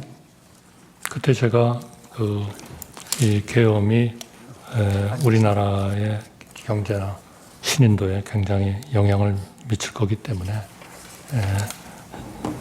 좀 반대 의사를 좀 말씀드렸습니다. 그 대통령께서는 총리께 연락을 하신 것이 결국은 계엄에 대한 논의를 하기 위해서 연락을 하신 것은 맞는 것이죠. 저는 그건 절대로 듣지도 못했고 그 어떤 이유로 부르시는지는 몰랐습니다. 그러니까 사전에 아신 게 아니라 불러서 연락을 하셔서 가셨고 가셨을 때 논의의 주제가 대화가 계엄이었던 것은 맞느냐고 말씀드리는 겁니다. 이제 저희가 들어가니까 그런 말씀을 하셨습니다. 대통령은 비상계엄을 위한 국무회의가 필요했기 때문에 국무위원들에게 연락을 한 것이고 총리께서 도착하신 이후에도 지속적으로 연락하여 국무위원들이 속속 도착하셨고 실제 대통령께서 비상계엄을 선포하기 위해서 대통령실에 나가시기 전까지 총리를 비롯한 국무위원들께서 계엄에 대한 논의를 지속적으로 하고 있었던 것은 맞지요. 걱정하고 우려하고 그러면서 있어요. 예. 그러니까 총리님을 비롯한 국무위원들께서 대통령의 비상계엄에 대해서 걱정하고 우려하고 여러 가지 문제를 제기하셨다는 말씀이시죠. 예, 그래서 아까도 제가 잠깐 말씀드렸습니다.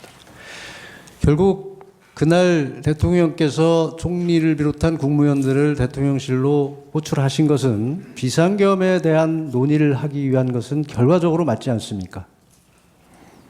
그러나 그러한 판단을 예. 저희 개인이 하는 것은 맞지 않다라고 저희는 생각하고 이것은 수사 절차와 사법 절차를 통해서 판단되어야 한다라고 저는 일관되게 얘기해 왔습니다. 예, 총리께서는 경황이 없어 언제 어떻게 받았는지 기억하기 어렵지만 나중에 보니 양복 주머니에 계엄 선포문이 들어있었다고 하셨습니다. 대통령 부실장 진술에 의하면 계엄 선포 전 계엄 선포문을 10부 정도 출력하여 국무위원들에게 나눠주었다고 하고 있습니다. 그렇다면 총리께서 가지고 계시던 계엄 선포문은 그 당시에 받은 것으로 볼 수 있는데 맞을까요? 저는 전혀 기억이 없습니다. 그러니까 기억을 못 하시지만 전후 사정에 비추어 보면 그 계엄 선포문은 그 당시 대통령 부속실장이 배포한 계엄 선포문일 수밖에 없다는 것을 말씀드리는 겁니다. 저는 전혀 기억을 하지 못하기 때문에 동의하기는 어렵습니다. 비상계엄 해제 후 하루가 더 지난 12월 5일 저녁 부속실장이 계엄 선포문을 하나 기한을 해서 출력을 해서 총리와 국방부 장관에게 서명을 받고 다음 날인 12월 7일 대통령으로부터 서명을 받았는데 12월 8일 총리께서 부속실장에 전화하여 사후에 문서를 갖추는 것이니 없었던 것으로 하자고 하신 바가 있다고 하십니다. 혹시 기억하십니까? 네, 기억합니다. 그때 총리께서 부속실장에게 문서가 없더라도 국무회의 실체는 있지 않느냐고 말씀하셨다는데 그것도 기억하십니까? 저는 기억 못합니다. 부속실장은 그 당시 총리께서 그 사업 문서에 대해서 없애자고 하시면서 문서가 없더라도 국무회의 실체는 있지 않느냐고 분명히 말씀하셨다고 기억을 하고 있습니다. 그거는 사법 절차를 통해서 확정되리라고 생각합니다. 총리께서는 국회 등에서 비상계엄 관련 국무회의는 제대로 된 국무회의가 아니라는 취지의 말씀을 하셨습니다. 이는 주례 또는 정례 국무회의를 전제로 말씀하시는 것이죠. 네, 저는 기본적으로는 통상의 국무회의와는 매우 달랐고 실체적 형식적 흠결이 있었다. 그러나 국무위원들이 오라는 연락을 받고 모였고 비상계엄에 대해서 처음 듣고 걱정과 우려를 표명을 했기 때문에 이것이 국무회의인지 아닌지 심의인지 아닌지는 이거는 개인이 판단할 일이 아니다. 최종적으로 수사 절차와 사법 절차를 통해서 판단되어야 한다고 일관되게 얘기해 왔습니다. 통상의 국무회의가 아니고 비상계엄 선포를 위한 경우에는 정례 국무회의와 달리 보완이 필요할 수 있다고 생각하시지 않나요? 근데 여러 강요들도 그렇고 거기에 대한 판단을 그렇게 개인적인 차원에서 할 수는 없다. 이거는 역시 사법부와 수사 절차를 통해서 결정되어야 한다. 이렇게 생각합니다. 비상계엄을 선포하는 경우에 보안이 유지되지 못할 경우 더 많은 병력이나 경력이 필요하게 되고 자칫하면 큰 혼란을 불러올 수도 있는 상황이지 않을까요? 저는 그 부분은 잘 모르겠습니다. 보안이 유지되지 못할 경우에는 큰 피해가 발생하거나 극단적으로는 비상계엄의 목적을 달성하지 못할 수도 있지 않을까요? 저는 그 부분에 대해서는 잘 알지 못합니다. 만일 전시사변에 준하는 사태에서 교통통신이 두절되어 국무위원들이 모이지 못해 국무회의를 열지 못할 상황도 상정할 수 있지 않겠습니까? 제가 특별히 더 답을 드릴 것은 없다고 생각합니다. 따라서 비상시의 국무회의는 평상시 정례 국무회의와 동일한 형태로 소집되고 개회될 수는 없는 것으로 보입니다. 그렇지 않습니까?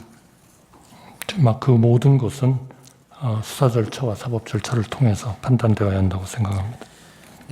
총리께서는 최근 이인재 전 국회의원이 자신이 페이스북에 게재한 1993년 금융실명제 당시를 해고한 글을 혹시 보신 적이 있습니까?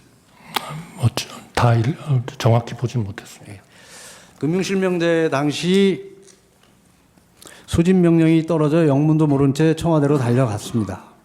각부 장관들이 웅성거리며 무슨 긴급한 일이 벌어졌는지 말을 주고받을 때 김영삼 대통령이 들어와 마이크를 잡고 오늘 우리는 마침내 금융실명제를 실시한다고 말하고 그제야 대통령이 긴급명령으로 금융실명제 개혁을 단행한다는 사실을 알았다.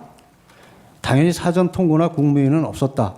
그렇지만 위원의 소지가 문제가 되었지만 전부 합헌이라는 결정을 받았다. 이런 내용이었습니다. 혹시 네, 기억나십니까? 제가 특별히 언급할 그런 의제는 아닌 것 같습니다. 그렇게 본다면 이 사건 비상계엄 선포 전에 총리께서 대통령실에 연락을 받고 들어가셔서 비상계엄에 대한 논의가 있었고 또 국무위원들도 속속 도착을 해서 함께 비상계엄에 대한 논의를 하고 의견을 개진을 하였습니다. 실질적인 국무회의가 이루어진 것이라고 볼 수 있지 않겠습니까? 그 부분이야말로 개인이 판단할 일은 아니라고 생각하고 수사 절차와 사법 절차를 통해서 판단되어야 한다고 생각합니다. 예, 그 당시 상황과 관련해서 여쭤보겠습니다. 당시 외교부 장관이 대통령에게 외교 관계에 영향을 끼치는 것이 너무 크다며 만류한 사실은 혹시 기억을 하십니까? 제가 나중에 국회에서 외교부 장관이 발언하는 것을 들었습니다마는 저는 그 자리에서 외교부 장관이 한 얘기는 제가 기억이 나지 않습니다. 네, 당시 대통령이 그런 문제에 대해 안다고 하시면서 대사관에는 잘 설명을 하시라 하고 미국과 일본은 대통령이 직접 설명한다고 한 사실이 혹시 기억나시나요? 제가 기억은 나지 않습니다. 네, 총리와 다른 국무위원들도 대부분 만류하셨고 그 이유는 45년 만에 비상계엄을 국민들이 받아들일 수 있을지 그리고 우리 경제, 외교에 미칠 영향, 향후 야당의 공세로 인한 정무적 부담 등이 있었다고 알고 있습니다. 혹시 그런 논의가 네, 저도 강하게 말씀을 드렸고요. 네. 여러 강요들도 그런 문제를 말씀드렸습니다. 대통령 그 당시 다 안다, 길지 않을 것이다, 다 생각했다. 순간적으로 하는 것이 아니다. 깊이 생각했다. 무엇보다 탄핵 때문에 도저히 안 되겠다. 감사원장, 중앙지검장 탄핵을 하는 마당에 도저히 안 될 것 같다는 얘기를 했다고 하는데 기억나십니까? 그런 취지의 말씀은 하셨습니다만 제가 정확히 그런 그 대통령님의 워딩으로 기억하고 있지는 못합니다. 다만 국가를 위해서 내가 책임지고 나라를 구해야 되겠다. 그런 취지의 말씀을 하신 것으로 기억합니다. 국무위원 11명이 성원된 이후에 대통령이 경제 외교 문제를 내가 왜 생각 안 했겠나. 나도 정말 생각 많이 했다. 하지만 국무위원 한 사람 한 사람이 느끼는 상황에 대한 위기의식, 책임감과 국가를 총괄하는 대통령이 인식하는 상황과 위기감이 다르다는 말을 한 것은 기억하십니까? 네, 그건 기억합니다. 우리 헌법이 정하고 있는 비상계엄의 사유는 전시사변 교전 상태뿐 아니라 기타 그에 준하는 이른바 비군사적 국가 비상사태가 있다는 견해에 혹시 동의를 하십니까? 죄송합니다. 다시 한번 말씀해 주시겠습니다. 우리 헌법이 정하고 있는 비상계엄의 사유에는 전시사변 등 교전 상태뿐만 아니라 기타 그에 준하는 이른바 비군사적 국가 비상사태가 있다는 견해에 동의하십니까? 저는 그거를 헌법 조문으로서는 읽었습니다만 예. 정확히 그것이 어떻게 해석이 되고 어떻게 적용이 되어야 하는지에 대해서는 제가 잘 알고 있지 못합니다.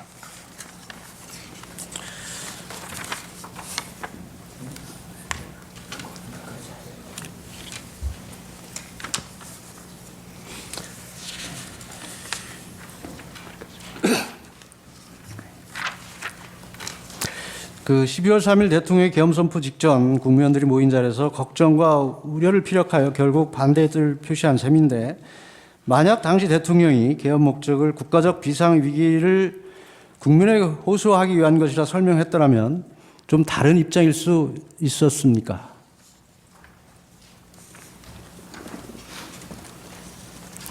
지금 저한테 물어보셨습니다. 저는 그 문제에 대해서 제가 판단하고 싶지는 않습니다. 비상계엄을 선포하면서 계엄의 형식을 빌린 호소형 계엄이라는 사실을 사전에 밝힐 수는 없었던 것이죠.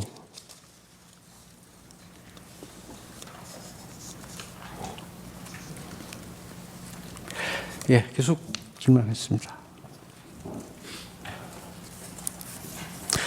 아까 말씀드렸듯이 국무위원이 느끼는 위기감과 대통령이 느끼는 위기를 바라보는 시각이 차원이 다르다는 이야기를 하셨습니다. 대통령께서. 총리께서는 14일간 대통령 권한대행이셨는데 짧은 기간입니다만 대통령으로서 느꼈을 무게감에 조금이라도 더 공감하신 바가 있으신지요? 저는 분명히 국가 원수로서 대통령이 느끼는 그런 국정에 대한 의무감은 더 크시리라고 생각합니다.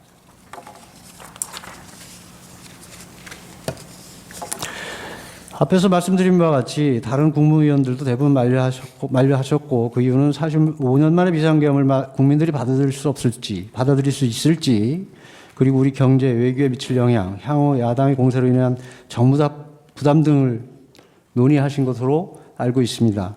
그렇다면 그 당시 대통령실 그 대회의실에 모여서 논의한 것은 비상계엄에 관한 것이 주제이고 국무위원들께서 또 총리께서 충분히 본인들이 가지고 있으신 의견을 대통령께 개진한 것으로 보이십니다. 실제 정례 주례나 주례 국무회나 정례 국무회에서 이렇게 실질적인 논의가 이루어지는 경우가 있습니까?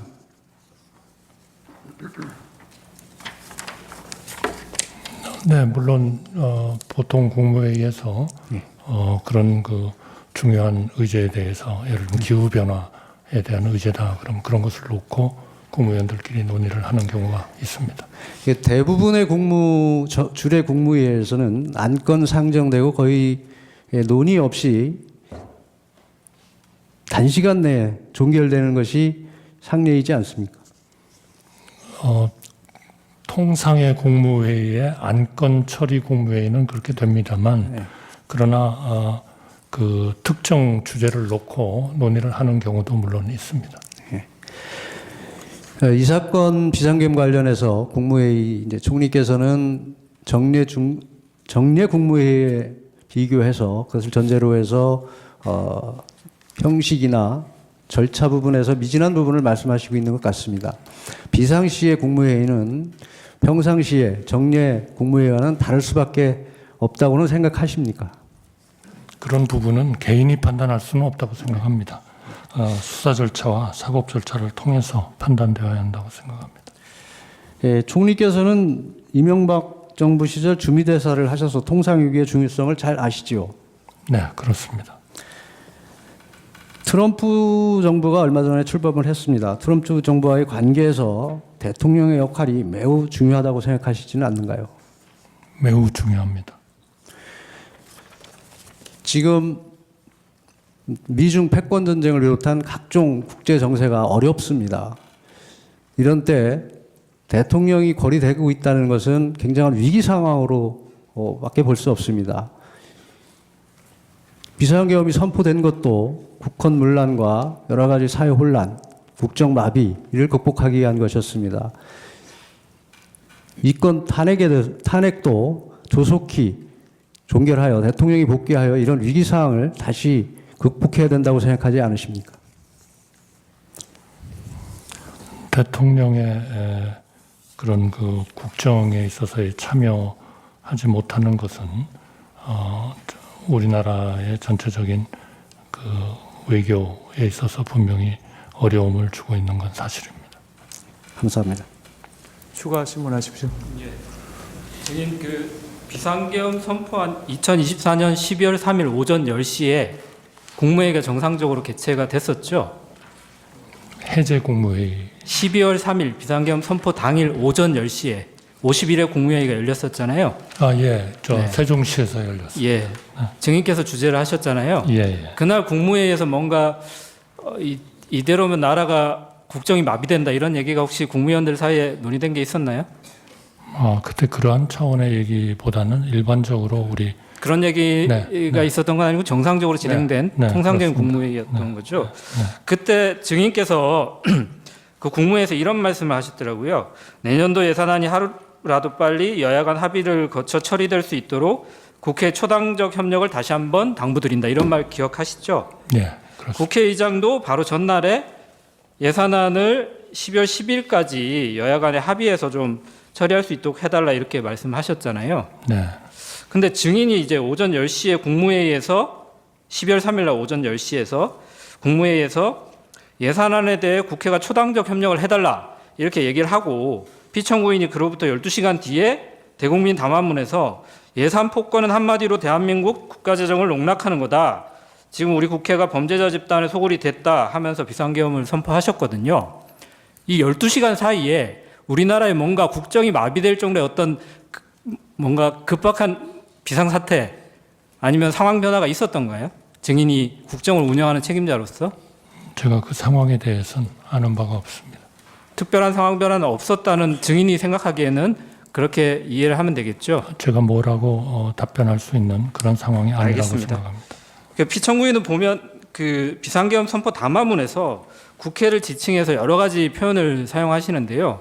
범죄자 집단의 소굴, 자유민주주의 체제를 붕괴시키는 괴물, 그리고 종북 반국가 세력, 폐악질을 일삼은 망국의 원흉 이런 표현을 쓰셨는데 반면에 증인은 여야 간의 협치를 굉장히 강조하시는 것 같아요. 그런데 비상계엄 선포 이전에 피청구인이 증인한테 국회에 대해서 이렇게 좀 표현하신 적이 있으신가요? 그런 표현을 정확하게 네. 말씀하신 것은 제가 기억하지 못합니다. 네, 회의석상에 이렇게 개인적으로 만나실 때도 기억하신 적은 없으시잖아요. 그렇죠? 그런데 그러나 국정에 네. 대한 걱정, 네. 좌절 그런 것들은 예, 상당히 걱정을 하셨던 거지 네. 국회를 이렇게 표현하지는 않으셨다는 거잖아요. 네, 네. 그런데 이런 국회가 반국가 세력이라고 하는 담화문의 비상계엄 선포 담화문의 내용에 대해서 증인께서는 좀 동의를 하시나요? 담화문을 보면은 그렇게 지칭하고 있지 않는데 그것을 사실로 전제하고 질문하고 있기 때문에 다른 이해가 돼야 될 것 같습니다. 다른 거 물어보시죠. 예, 알겠습니다. 담화문을 한번 나중에 읽어보시면 될 것 같고요. 그 계엄 국무회의 관련해서 몇 가지 좀 여쭤보겠습니다. 그 피청구인께서는 이 사건에서도 답변서에서도 그렇고 12월 10일자 담화문에서도 비상계엄은 국민들에게 거대 야당의 반국가적 폐악을 알려서 이를 멈추도록 경고하는 것이다. 그리고 이 재판소에서도 좀 전에도 질문을 하셨지만 국민들은 이 사건 비상계엄을 계몽력이라고 이해하고 있다. 이렇게 말씀을 하시는데 증인은 대통령이 이 헌법 77조에 따라서 행사하는 비상계엄을 경고용이나 국민 계몽용으로 이렇게 사용할 수 있다고 이렇게 알고 계신가요? 제가 그러한 지금 물어주신 변호사님께서 네. 대리인께서 말씀해 주신 것에 대한 내용을 제가 다 안다고 말씀드리기는 어렵겠습니다만 네. 그러나 하여튼 그러한 그 계엄이 우리나라의 경제나 대외 신인도나 이런 데 대한 미치는 영향이 매우 크다 이렇게 항상 말씀이신 거죠? 큰 그러한 그 걱정이고 또 잘 고려를 해야 된다. 알겠습니다.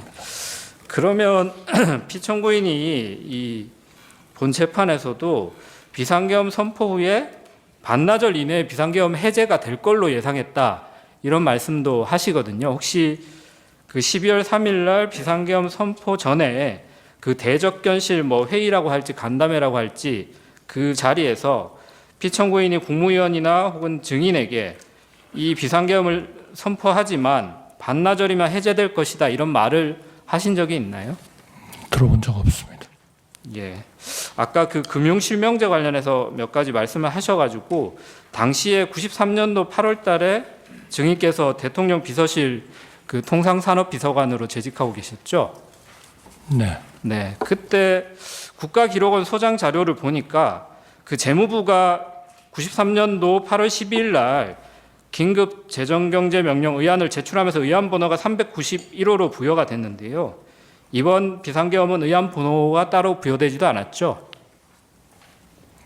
네, 배부되지 않은 것으로 알고 있습니다. 예, 의안 번호가 부여되지 않았다는 말씀이시죠. 근데 긴급 재정경제명령하고 비상계엄이 이제 헌법상 요건은 조금 다른데 긴급 재정경제명령도 대통령은 지체 없이 국회에 보고해서 승인을 받아야 된다. 그리고 비상계엄도 대통령은 지체 없이 국회에 통고해야 한다. 이렇게 헌법에 76조, 77조가 규정돼 있는데요. 개헌법에도 국회가 폐회 중일 때는 대통령이 지체 없이 국회에 집회를 요구해야 된다. 이렇게 되어 있거든요. 혹시 이거 알고 계신가요? 비상계엄을 선포하고 나면 국회가 만약 폐회 중이면 국회 집회를 요구해야 된다. 그래서 비상계엄 해제를 할지를 국회가 판단하도록 빠르게 요구해야 된다. 이런 취지이거든요. 알고 계신가요? 네, 그때는 몰랐고요. 지금은 알고 계시죠? 사후적으로. 네. 근데 그래서 이제 93년도 8월 12일에도 김영삼 대통령이 담화문을 발표하면서 금융실명제에 대해서 대통령의 긴급명령을 심의하기 위해서 임시국회 소집을 요청한다. 이렇게 공식적으로 얘기를 하거든요. 근데 피청구인이 이번 비상계엄 선포 담화문에는 이런 국회에 대해서 소집을 해달라. 우리가 그 비상계엄 선포를 하니까 여기에 대해서 국회가 좀 판단해달라. 이런 내용은 없었던 건 알고 계시죠? 제가 정확히 알지 못합니다. 담화문 내용이 기억이 정확히 안 나시나요? 네. 비상계엄 선포 네. 담화문. 네, 그런 내용이 없었는데 담화문에서 요청하진 않지 않았나 싶습니다. 예. 그러면 당연히 비상계엄 선포 전 아까 그 간담회에서도 따로 뭐 국회 비상계엄 선포 사실을 통보해야 된다. 그래서 국회 회의 소집을 요구해라 이런 지시를 하거나 뭐 얘기를 하신 사실도 없으시겠네요, 피청구인이? 저는 그 지시를 받은 바가 없습니다. 예, 알겠습니다. 그 비상계엄 선포 다음 날 2024년 12월 4일에 오후에 피청구인이 증인하고 한동훈 국민의힘 대표 등과 이제 대통령실에서 후속 대책을 논의했다는 보도가 있었는데요. 그때 참석하셨잖아요. 네. 뭐 여러분들이 가셨던 것 같은데 보도에 따르면 진지하게 현 상황에 대해 논의했으며 견해차가 드러나지 않았다 이렇게 보도가 됐는데 혹시 이 견해차라고 하는 것이 비상계엄 선포가 위헌 위법하다 이거에 대해서 서로 견해차가 없었다는 것인가요? 증인도 이 비상계엄 선포는 정당하다 이렇게 동의하셨다는 건가요? 비상계엄의 어떤 위법, 위헌 이런 논의는 저는 없었던 것으로 기억합니다. 그러면 이후에 어떻게 할 것인가를 논의하셨다는 거죠? 국정 안정 뭐 네. 이런 쪽이 중심. 알겠습니다. 그날 이제 한동훈 대표가 최근 출간한 책에서 12월 4일 날 그 피청구인과 또 증인과 만난 자리에서 피청구인이 한동훈 대표에게 국회 해산도 할 수 있었는데 국회 해산을 하지 않았다 이렇게 말씀을 하셨다고 해요. 근데 피청구인이 당시에 그 모임에서 내가 비상계엄 선포 후에 국회 해산을 할 수 있었는데 안 했다 이런 말씀 들은 기억이 있나요? 없습니다. 한동훈 대표가 같은 책에서 그런 얘기도 하는데요. 당시 한동훈 대표가 피청구인한테 왜 나를 체포하려고 했냐 이렇게 물어보니까 피청구인이 만약 정치인 체포를 하려 했으면 방첩사령부를 동원했을 텐데 이번 계엄에서 방첩사를 동원하지 않았다 이렇게 말했다고 이제 책에서 썼다고 하시는데요. 그런 발언도 혹시 들으신 적 있으신가요? 제가 기억을 못합니다. 알겠습니다.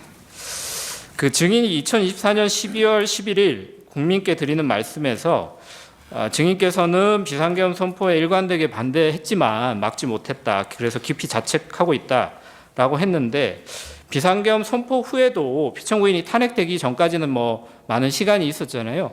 그 시간 동안 피청구인한테 비상계엄 선포가 좀 잘못됐다 이런 내용에 대해서 정식으로 좀 의견을 말씀드린 적이 있으신가요?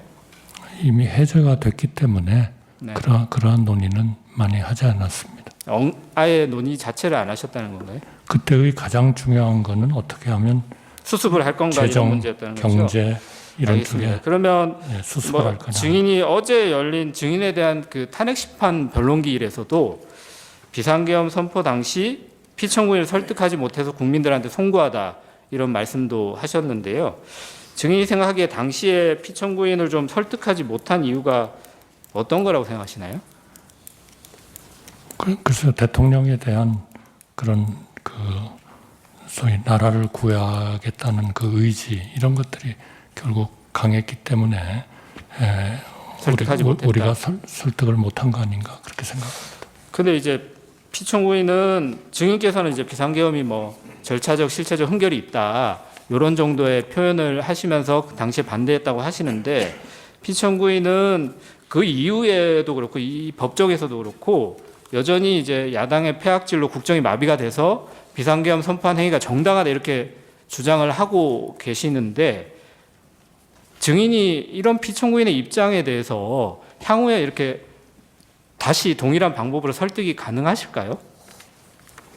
그 문제에 대해서는 제가 뭐좀 답변 드리는 게 적절하지 않을 것 같습니다. 네, 알겠습니다. 제가 예산 관련해서 아까 증인이 말씀하신 부분이 있어서 지난번 그 경제수석 나오셨을 때도 동일한 말씀하셔서 제가 좀 놀랐는데요.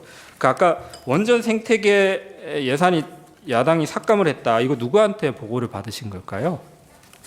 제가 지금 두 가지를 네. 말씀을 드린 겁니다.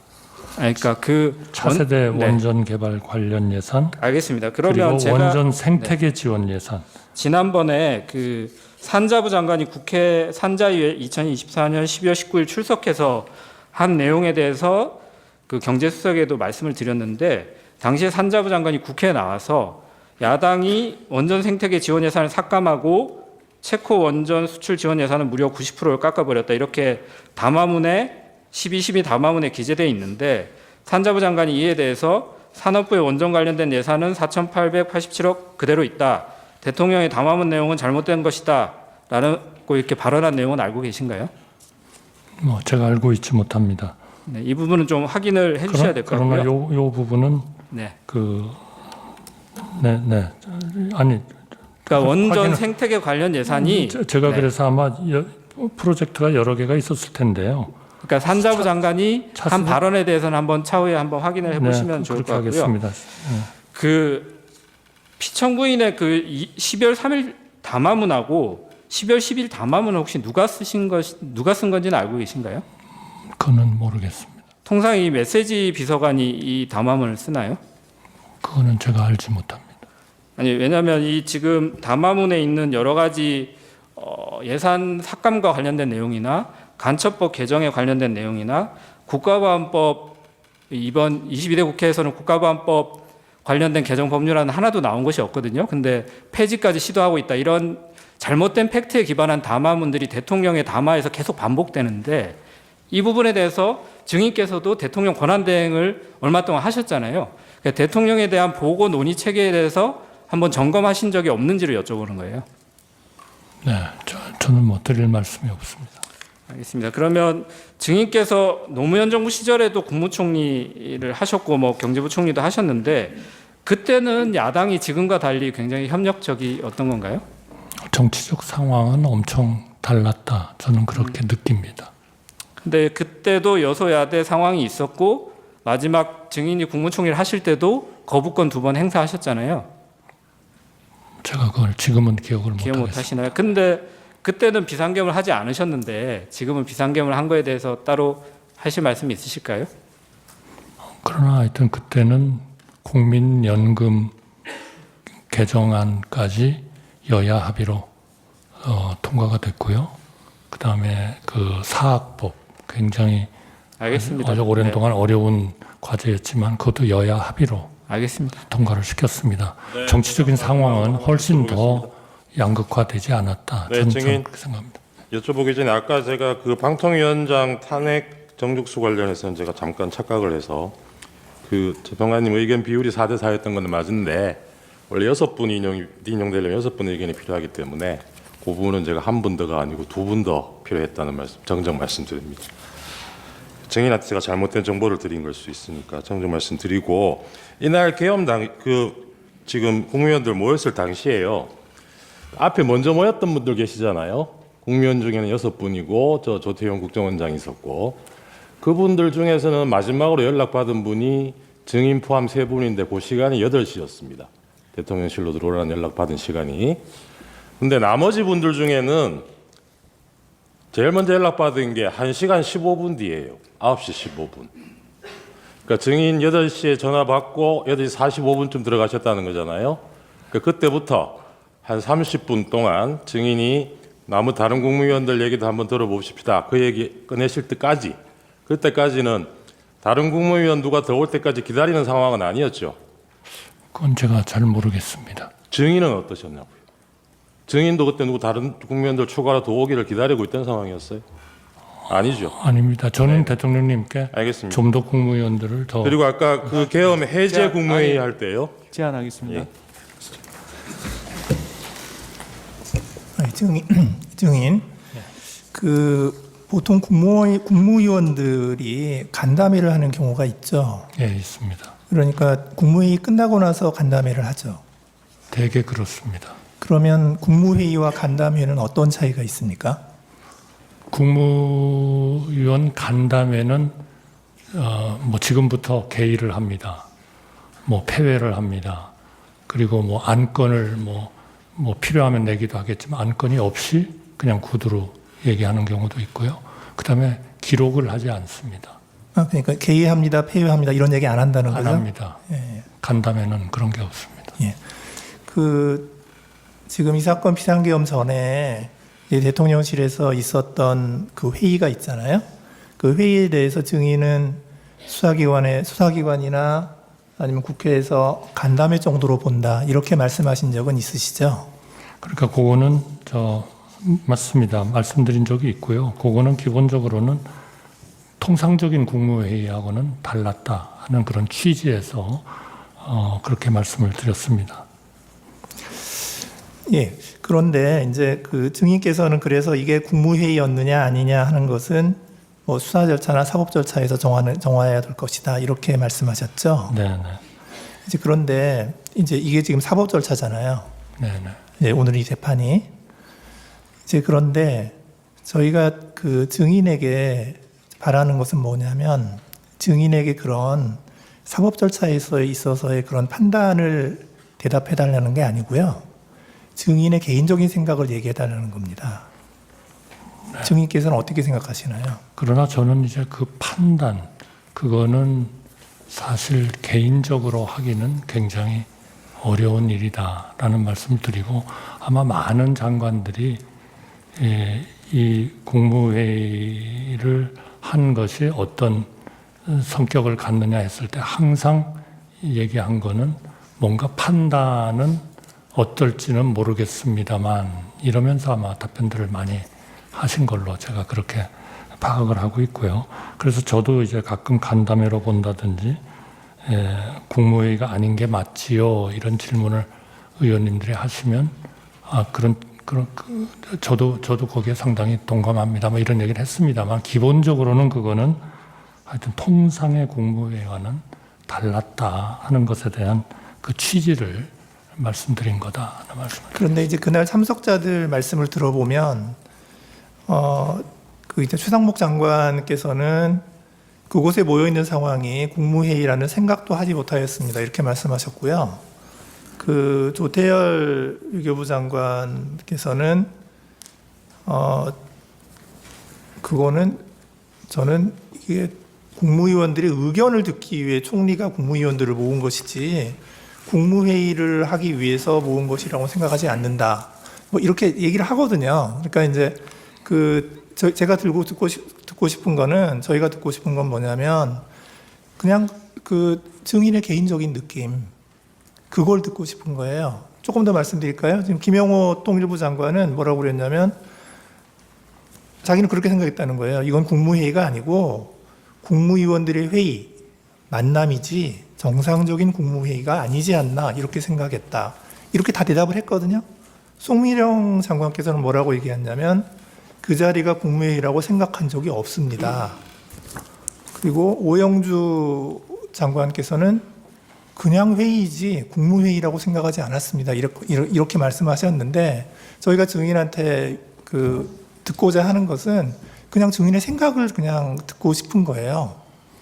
네, 그래야 저희들이 사법적인 판단을 하죠. 네, 그래서 아마 지금 우리 각 국무위원들이 가진 하나의 그런 그 회의를 보는 시각 이런 거를 재판관님께서 말씀을 해주셔서 예, 증인의 시각은 어떤가? 대단히 감사합니다. 우선 감사하다는 말씀을 드리고요.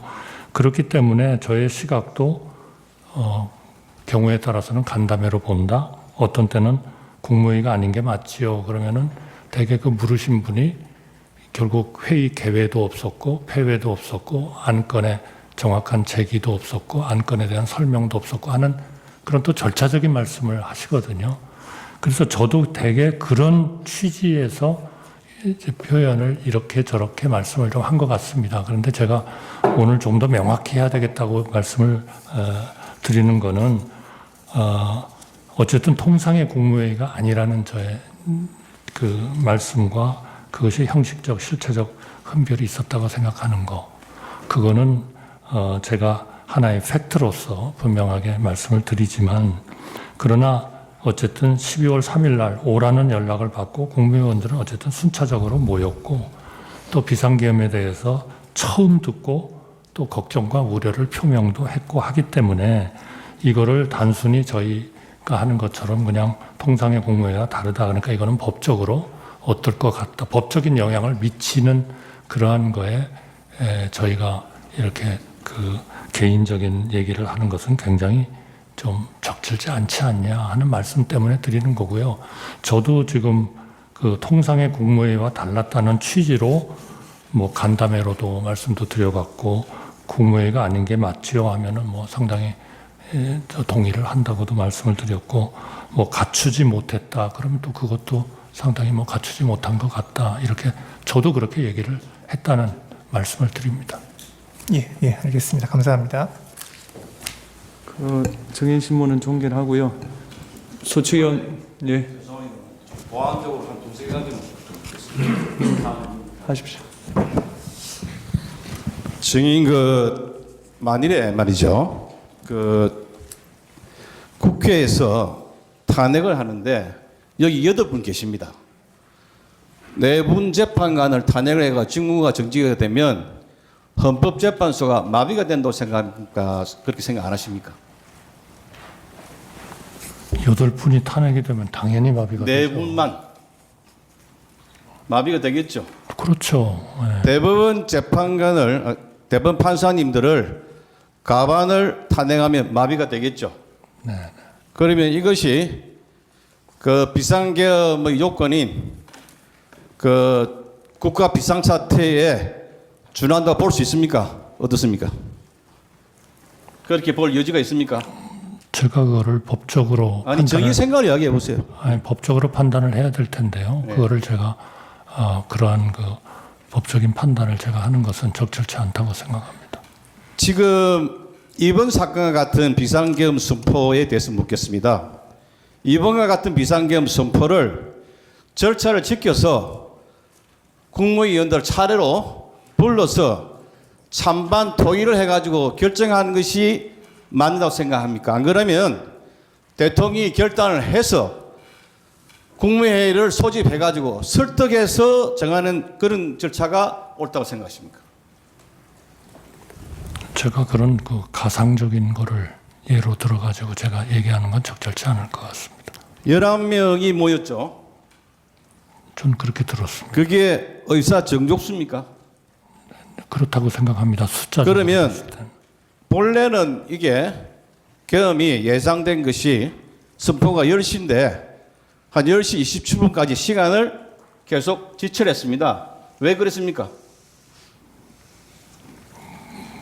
11명이 올 때까지 기다린 겁니까? 저는 그거는 누가 어떤 국무위원들을 오시도록 했고 언제 그분들이 오셨고 한 것에 대해서 제가 전혀 파악이 안 돼 있기 때문에 11명이 올 때까지 기다린 건 맞습니까? 저희는 제가 그 국무위원들을 많이 오시게 해서 대통령님께 그 의견을 좀 제시하도록 하려고 했기 때문에 저는 전체적으로 보면 그분들을 기다리는 것은 저는 할 수 있는 것이다 이렇게 생각을 했고요. 그거를 하나의 그런 지금 우리 대리인께서 말씀하신 것처럼 그런 시각에서 저는 보지는 않았습니다. 하나만 더 묻겠습니다. 먼저 오신 분들은 총리님, 부총리님 또는 국방부 장관 그리고 행안부 장관, 법무부 장관 이 비상계엄과 가장 밀접한 사람부터 먼저 모이셨고 그 뒤에 오신 분들은 조금 이가 떨어진 사람들이었죠. 그래서 결과적으로 11명이 모이니까 국무회의를 했죠. 그건 맞습니까? 저는 그 과정에 전혀 관여를 하지 않았기 때문에 어떤 분을 우선순위로 하고 어떤 분을 나중에 하고 했는지는 저는 모릅니다. 예, 이상입니다. 예, 소추위원 본인 의견 진술하시겠습니까? 아닙니다. 제안하겠습니다. 정인 수고하셨습니다. 돌아가십시오. 휴정하고요. 5시 10분에 속개하겠습니다. 이석 사무관 청구인 대리인한테 전달해 주세요. 여러분의 생각은 어떠신가요? 댓글로 남겨주세요. 지금까지 K트렌드 뉴스에서 소식을 알려드렸습니다. 시청해주셔서 감사합니다. 좋아요와 구독도 잊지 마세요. 감사합니다.